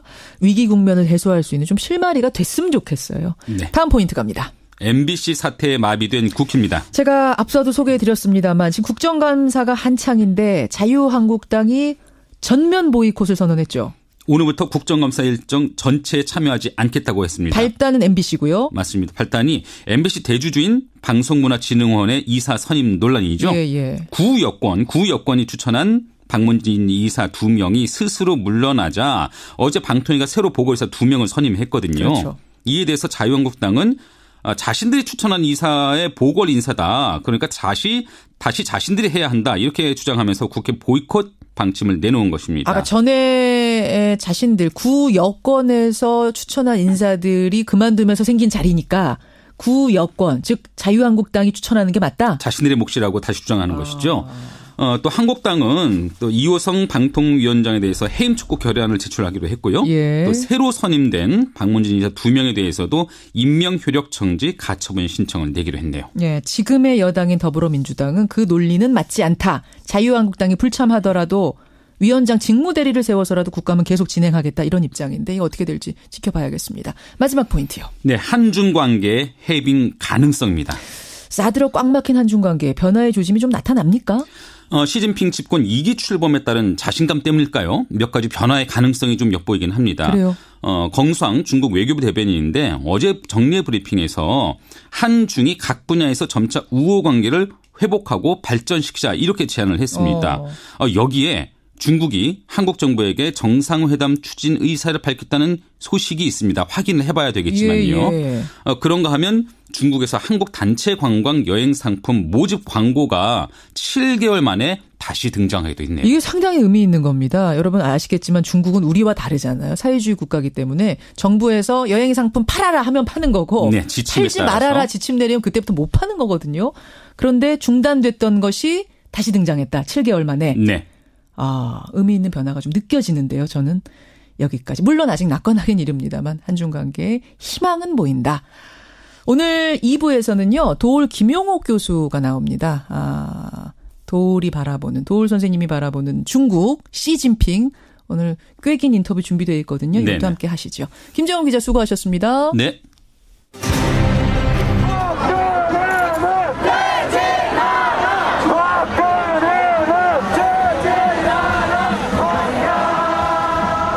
이제 1년 성공한 시민혁명 이상의 정치적 성과가 이어질지 주목됩니다. 예, 이게 나라냐라는 외침으로 자그마치 20주 동안 희망의 목소리를 밝혀왔던 1700만 개의 촛불들. 그 첫 촛불이 밝혀지던 날이 바로 내일 모레죠. 10월 29일입니다. 그래서요, 오늘 첫 순서는 벌써 1년이 된 그날의 기억들을 떠올려 보려고 합니다. 사실 촛불의 주체는 평범한 시민들이었죠. 조직적인 모집이 있었던 것도 아니고 나오면 보상이 따르는 것도 아니었는데 시민들은 남녀노소 심지어 유모차까지 끌고 광장으로 쏟아져 나왔습니다. 그래서요, 촛불 1주년을 맞아 마련한 뉴스쇼의 인터뷰는 어떤 정치인도 어떤 유명인도 아니라 촛불의 주인, 시민 두 분을 만나보려고 합니다. 먼저 촛불 집회 최다 참가자로 화제가 됐던 분이세요. 시민 이민주 씨 연결을 해보죠. 이민주 씨 안녕하세요. 네, 안녕하세요. 얼마나 평범한 시민이신가 자기소개를 직접 해주시죠. 네, 저는 딸 둘 있고 남편 있는 직장인이에요.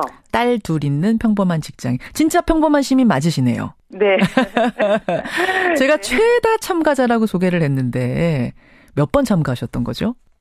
주변 분들이 세워주셨어요. 127번이라고 들었습니다. 네. 근데 촛불 집회는 20주 동안 열렸는데 어떻게 127회를 가셨어요?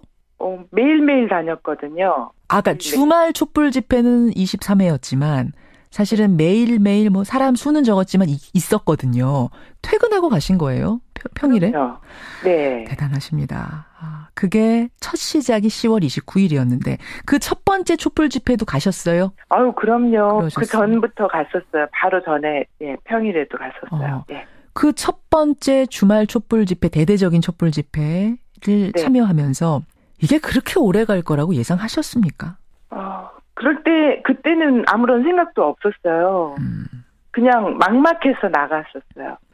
이게 돌아가는 상황이 말도 안 되게 돌아갔기 때문에 어디 울분을 표출할 수도 없었고 정말 이게 나라냐 이런 생각에 너무 막막했어요. 나갈 수밖에 없었습니다. 떠올려 보면은 그 많은 기간 동안 뭐 여러 가지 기억나는 장면들 고비고비가 있을 텐데 제일 기억나는 장면은 어떤 거세요? 어린아이가 목에 팻말을 들고 여기 따뜻한 차 있어요 라고 돌아다녔어요. 엄마는 뒤에서 커다란 주전자 가지고 종이컵이랑 같이 가지고 다니면서 앉아있는 사람들 나누어주고. 뭐 뭉클뭉클한 게 너무너무 많죠. 막 그런 얘기하면 눈물 날 정도로. 그게 팔러 다닌 게 아니라 그냥 나눠주러 다닌. 지난 겨울이 유독 춥지 않았습니까? 엄청 추웠죠. 너무 추웠어요. 정말. 추웠죠. 내복 몇 개나 껴입고 가셨어요? 내복 외투를 2개씩 막 입고 다닐 때도 있었어요. 내복만으로는 안 돼서. 그럼요. 정말 추웠습니다. 그때 우리가 따뜻하게 견딜 수 있었던 건 서로의 체온, 그리고 뭔가 똑같은 것을 희망한다는 그 열정, 열망 이런 것들이 몸을 녹였던 것 같아요. 네, 맞아요. 정말 따뜻하고 행복했어요. 광장에 나가면. 오히려 희망이 보이니까. 네. 이민주 씨는 제가 이제 그 당시 연결했던 기억이 나는데 여든의 친정 어머님도 모시고 나간다는 말씀을 하셨었거든요. 어머님 건강하세요? 안녕하세요? 네, 아주 건강하시고 요즘 그 바삐 열심히 공부도 하시고. 네. 촛불이 1주년 됐다. 요거 알고는 뭐라고 그러세요? 꿈 같다고 그러시죠. 꿈 같다? 네. 왜 그러실까요? 좀, 앞으로 좀 살만한 세상이 되겠구나. 이런 세상도 내가 보고 내 일생을 마치겠구나라는 그런 생각을 가지고 계신 것 같아요. 그래요. 촛불 전과 후 이민주 씨의 삶은 뭐가 달라졌습니까? 어떻습니까? 많이 달라졌죠. 제 목소리도 굉장히 좀 좋아 보이지 않아요? 목소리가 굉장히 윤기가 흐르세요, 지금. 네, 맞아요. 왜 그런 거예요?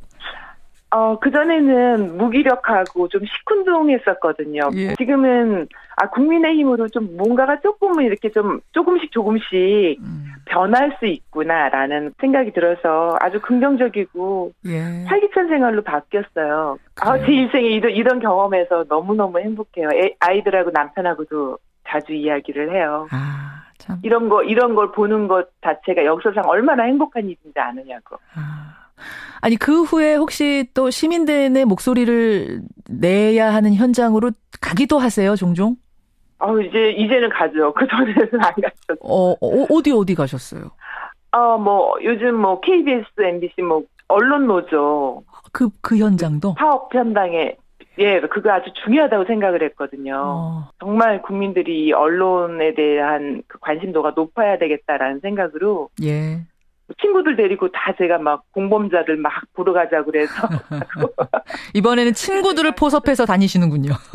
네. 그래요. 이민주 씨. 했습니다. 그래요. 이민주 씨. 사실 시민의 한 사람으로서 나란 일을 이렇게 적극적으로 자신의 일도 있는데 나란 일을 적극적으로 감시하고 의사표현한다는 게 쉬운 일은 아닌데 참 제가 여러 시민들을 대신해서 감사드리고요.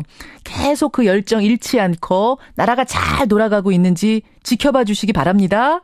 네, 감사합니다. 고맙습니다. 건강하세요. 네, 안녕히 계세요. 예, 지난 겨울 촛불 집회 최다 참가자였습니다. 시민 이민주 씨 먼저 만나봤습니다. 이어서 촛불 집회 떠올리면 아마 이 장면 기억나는 분들도 계실 거예요.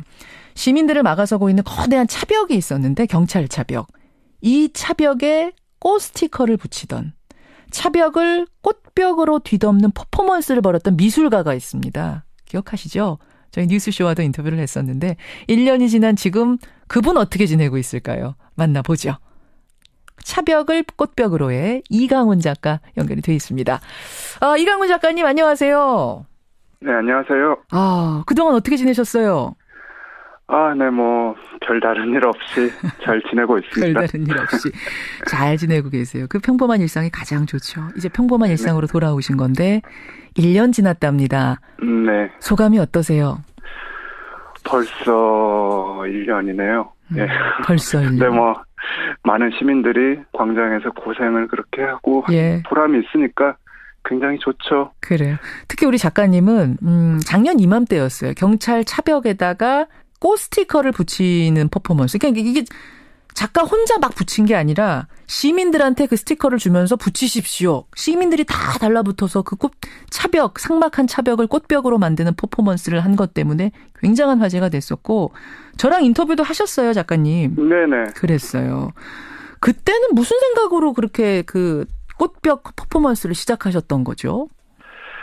2차 집회 때부터 참석을 하면서 경찰이랑 시민들이 차벽을 사이에 두고 이제 계속 조금 아슬아슬한 광경들이 자주 펼쳐졌었는데 그걸 보면서 뭔가 폭력적인 방향으로 갈 가능성도 있을 것 같다는 이제 불안감이 생기면서 그거를 좀 바꿀 수 있는 뭔가가 없을까 생각을 하다가 그런 아이디어를 처음 떠올렸죠. 맞아요. 그때 그 사진 장면이 전 아직도 생생해요. 막 아이들까지 그 꽃 차벽에다가 꽃을 붙이고 있는 그런 상황에서 어떻게 다툼이 일어나겠습니까? 어떻게 폭력이 벌어지겠습니까?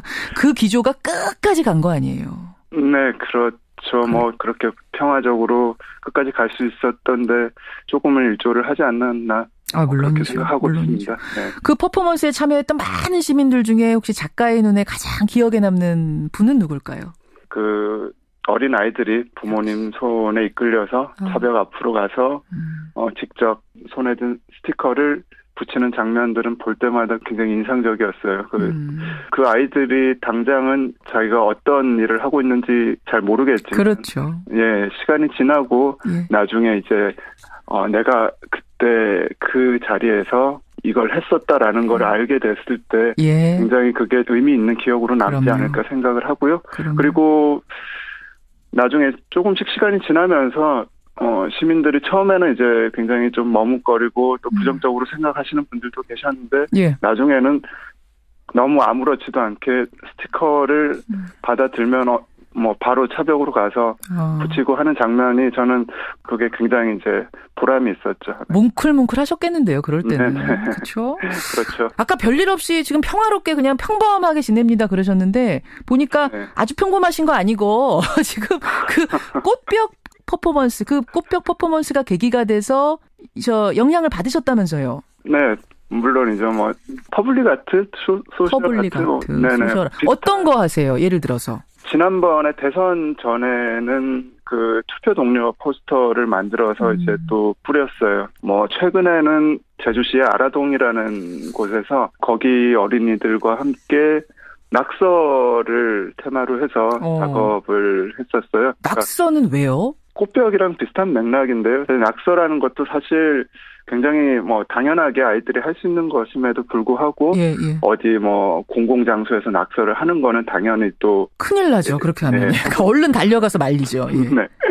그래서 그거를 직접 한번 해볼 수 있게끔 하는 이제 작업을 해봤어요. 자유롭게. 처음에는 애들도 굉장히 머뭇머뭇했었는데 나중에는 굉장히 신나게 낙서를 했어요. 네, 당분간 그런 작업들을 조금 더 고민해 보려고 하고 있습니다. 예. 조금 전에 만난 시민 이민주 씨, 평범한 시민 이민주 씨도 그렇고 이강훈 작가도 그렇고 이 촛불의 경험이 삶을 참 많이 바꿔놨다 이런 생각이 드네요. 예. 네네. 이강훈 작가님 앞으로도 좋은 작업 많이 해주시고요. 우리 사회가 더 아름다워지는데 더 희망. 관리해야 되는 것 아니냐 이렇게 얘기를 하고 있는 건데요. 그래서 제가 그때는 맞고 지금은 틀리다 이렇게 얘기를 한 겁니다. 예. 이 과연 얼마나 상식적인 얘기가 될 수 있을지는 청취자 여러분들께서 판단해 보시기 바랍니다. 여러분 어떻게 생각하시는지 여러분의 의견 구함된. 난 지금 나름 논리를 가지고 양쪽이 다 주장하고 있는 거거든요. 네. 자유한국당은 그때 그게 우리가 적폐적인 행동을 한 거다. 그러니까 우리의 행동을 청산해다오 지금 이런 거거든요. 예. 그래요. 두 번째 행간은 뭡니까? 두 번째 행간은 대나무에 대해선 대나무에게 물어보라입니다. 이건 또 무슨 말씀이세요? 약간 좀 선문답 같은 얘기가 될 수 있을지 모르겠는데요. 그렇지만 너무 당연한 말이겠죠? 대나무에 대한 얘기는 대나무한테 물어보는 게 제일 정확하겠죠? 소나무 얘기는 소나무가 제일 잘하는 거고요? 그렇죠. 네, 맞습니다. 근데 자유한국당은 정부의 노골적인 공영방송 장악 의도를 좌시할 수가 없다. 그래서 불가피하게 국감을 중단한다. 이렇게 얘기를 하는데요. 예. 이 말이 맞다면 전두환 정권 시절에 땡전뉴스 못지않은 심각한 상황이 벌어지고 있는데 반대로 방송사 내부 구성원들, 방송사 노조는 오히려 자유한국당 당신들은 빠지라. 당신들은 염치가 없다. 이렇게 주장을 하고 있습니다. 그러면 언론 탄압을 하든 어떤 방식으로든 얘기가 나오면 그거는 누구한테 물어봐야 될까요? 방송사 내부 구성원들한테 물어보는 게 가장 정확한 얘기가 되겠죠. 마지막 행간은 뭡니까? 마지막 세 번째 행간은 입장이 달라졌다고 원칙까지 바꿔서는 안 된다입니다. 원칙이요? 이건 민주당을 향해서 하는 얘기인데요. 민주당도 이명박 박근혜 정부 시절에 방송 장악 문제를 굉장히 목소리를 높여서 얘기를 해왔잖아요. 물론이죠. 그때 박문진 이사를 방통위가 추천할 수 없도록 하는 법안을 발의를 한 적이 있습니다. 아하. 방송의 독립성을 위해서. 그러니까 지금 민주당도 입장이 바뀌었다고 해서 입장이 원칙까지 달라지지 말고 방송 독립을 위한 법 개정에 지금 나서야 한다. 이런 얘기를 하고 싶습니다. 여기까지 오늘의 행간 수고하셨습니다. 네, 고맙습니다. 전경배님, 김형숙님 등 많은 분들이 당신이 진정한 대한민국의 주인이었습니다. 우리 모두 시민이 주인이었던 거겠죠. 1700만의 촛불이 켜졌던 그 주를 앞두고 인터뷰 진행해봤습니다. 2부 도올 교수와의 인터뷰 함께 하시죠.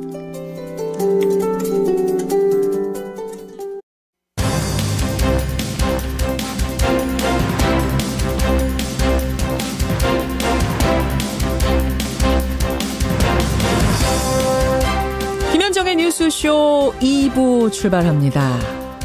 지난 8월이었죠. 배우 송선미 씨의 남편이 살해되는 일이 벌어졌습니다. 어제 검찰 수사 결과가 나왔는데요. 청부살인이라는 이런 결론이 났습니다.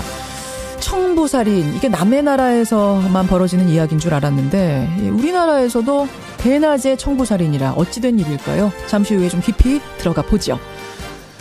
집권 2기를 맞은 중국 얘기 좀 해보겠습니다. 시진핑 주석이 시진핑 사상이라는 걸 중국 헌법에 포함을 시키면서 이제 장기 집권 시대가 열린 거 아니냐. 중국의 새 시대가 열린 거 아니냐. 이런 해석들 나옵니다. 도대체 시진핑 사상이 당 헌장에 들어갔다는 건 어떤 의미인지, 우리는 어떻게 대비해야 되는 건지 중국의 정통한 학자죠. 도올 김용옥 선생님 만나보죠.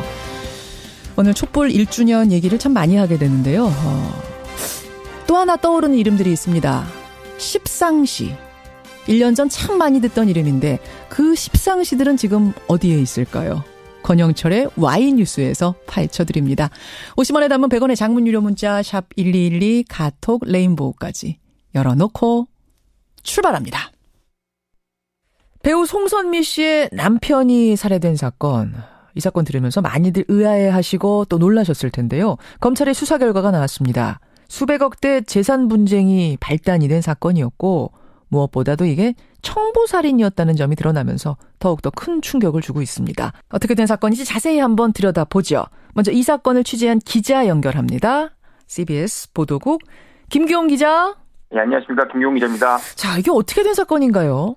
예, 지난 8월 21일이었죠. 서울 서초구 소재 한 법무법인 회의실에서 28살 조모 씨가 미리 준비한 흉기로 배우 송선미 씨의 남편 고모 씨를 찔러 살해하는 사건이 발생했습니다. 변호사 사무실에서 살해 사건이 발생한 거예요. 예, 그렇습니다. 예, 당시 경찰은 우발적 범행으로 보고 조 씨를 살인 혐의로 검찰에 넘겼는데요. 예. 근데 알고 보니 이게 청부 살인이었던 걸로 어제 검찰 조사 발표에서 나왔습니다. 누가 누구한테 시킨 겁니까? 예, 그러니까 제1교포 재력가의 장손인 38살 광모 씨가 후배 조 씨에게 청부 살인을 부탁한 겁니다. 현금 20억 원, 가족 부양 그리고 변호사 비용을 약속하고요. 그걸 줄 테니까 가서 살인을 해라. 송선미 씨의 남편 고 씨를. 이렇게 된 거죠. 예, 그렇습니다. 예. 이에 더해 곽 씨는 숨진 고 씨의 매형이자 둘 사이 재산 분쟁 사건을 담당한 변호사까지 살해하려 했지만 이 조 씨가 두 사람을 모두 살해하는데 부담을 느껴 변호사는 목숨을 건질 수 있었습니다. 곽 씨와 고 씨는 도대체 무슨 사이인가 궁금하실 텐데요. 그러니까 고 씨, 송선미 씨의 남편인 고 씨는 이 제1교포 재력가의 외손자인 거고 곽 씨는 친손자인 거고 이렇게 되는 거죠? 예, 맞습니다. 친손자와 외손자가 재산 다툼을 벌이다가 친손자가 외손자를 청부 살인한 거예요. 찾이는데 계속 일조해 주시기를 부탁드리겠습니다. 네, 감사합니다. 고맙습니다. 예, 꽃벽 퍼포먼스를 벌였던 그 작가 이강훈 씨까지 만나봤습니다.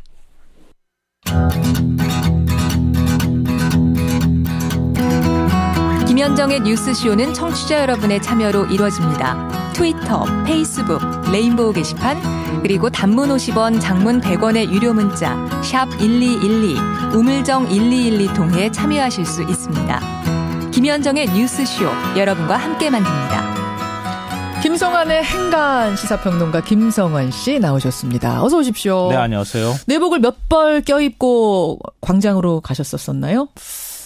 저는 아직 젊어서요. 그 정도까지는 안 해도 괜찮은데.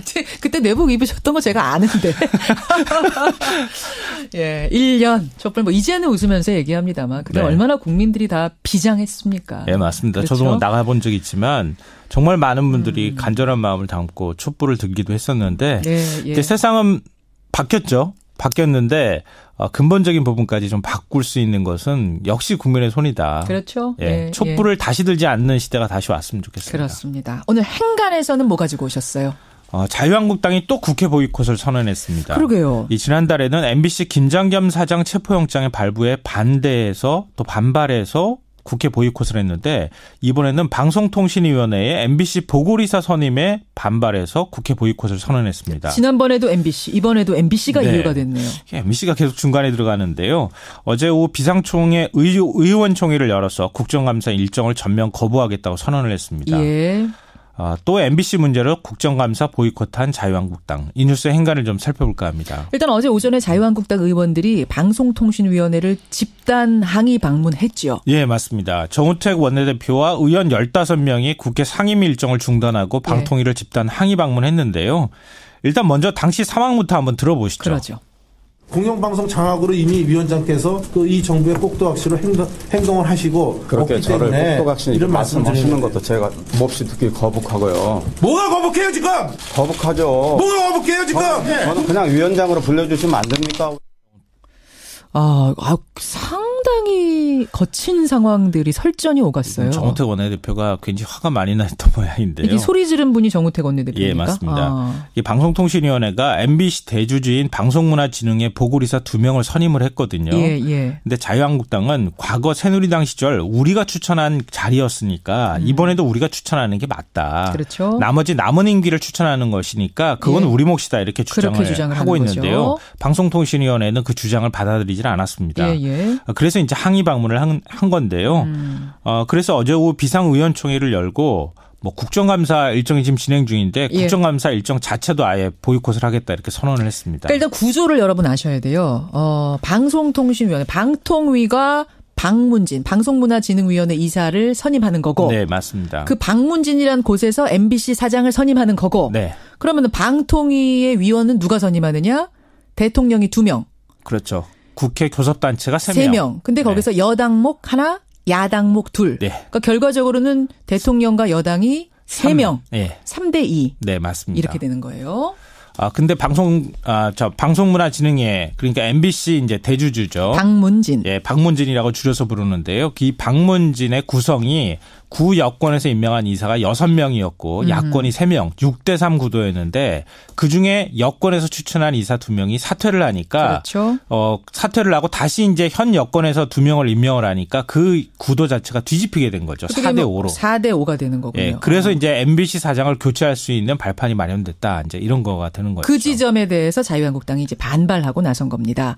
이 뉴스의 행간 이면 들어가 보죠. 첫 번째 행간은 그때는 맞고 지금은 틀리다입니다. 그때는 맞고 지금은 틀리다. 이거는 홍상수 감독 영화 제목 아니에요?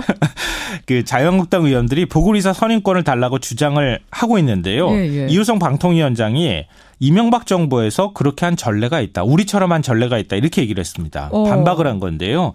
실제로 지난 2008년 방통위가 열린우리당이 집권 여당 시절에 추천했던 KBS 신태섭 이사를 해임했습니다. 그 대신에 박근혜 캠프 정책 자문단장 출신인 강성철 부산대 교수를 임명을 했거든요. 그러니까 이때면은 노무현 정권에서 이명박 정권으로 넘어가던 그때. 네, 맞습니다. 예. 그러니까 그때도 보궐이사 선임을 방통위에서 한 거예요. 이번처럼. 이번 같은 상황이 똑같이 벌어졌을 때. 예. 그러니까 노무현 정권 때 여당이던 데에서 했습니까? 이명박 정권의 여당이던 때에서 보궐을 그러니까 지금 자유한국당 논리라면은 당시에도 열린우리당이 보궐이사를 선임을 했었어야 되는데 당시에는 한나라당이 했어요. 한나라당이 했어요. 사실상 한나라당이 추천한 사람이 된 거죠. 아하. 그러니까 그런데 한국당 의원들이 어제 뭐라고 여기에 대해서 반박을 했느냐. 그 전례가 바로 적폐다. 적폐를 청산한다면서 잘못된 원칙을 상속받으면 안 된다. 이렇게 얘기했습니다. 그런 논리로. 예, 자기들이 과거에 했던 건 적폐다. 그러니까 이 정부에서는 적폐 청산 주장하니까 이 정부에서는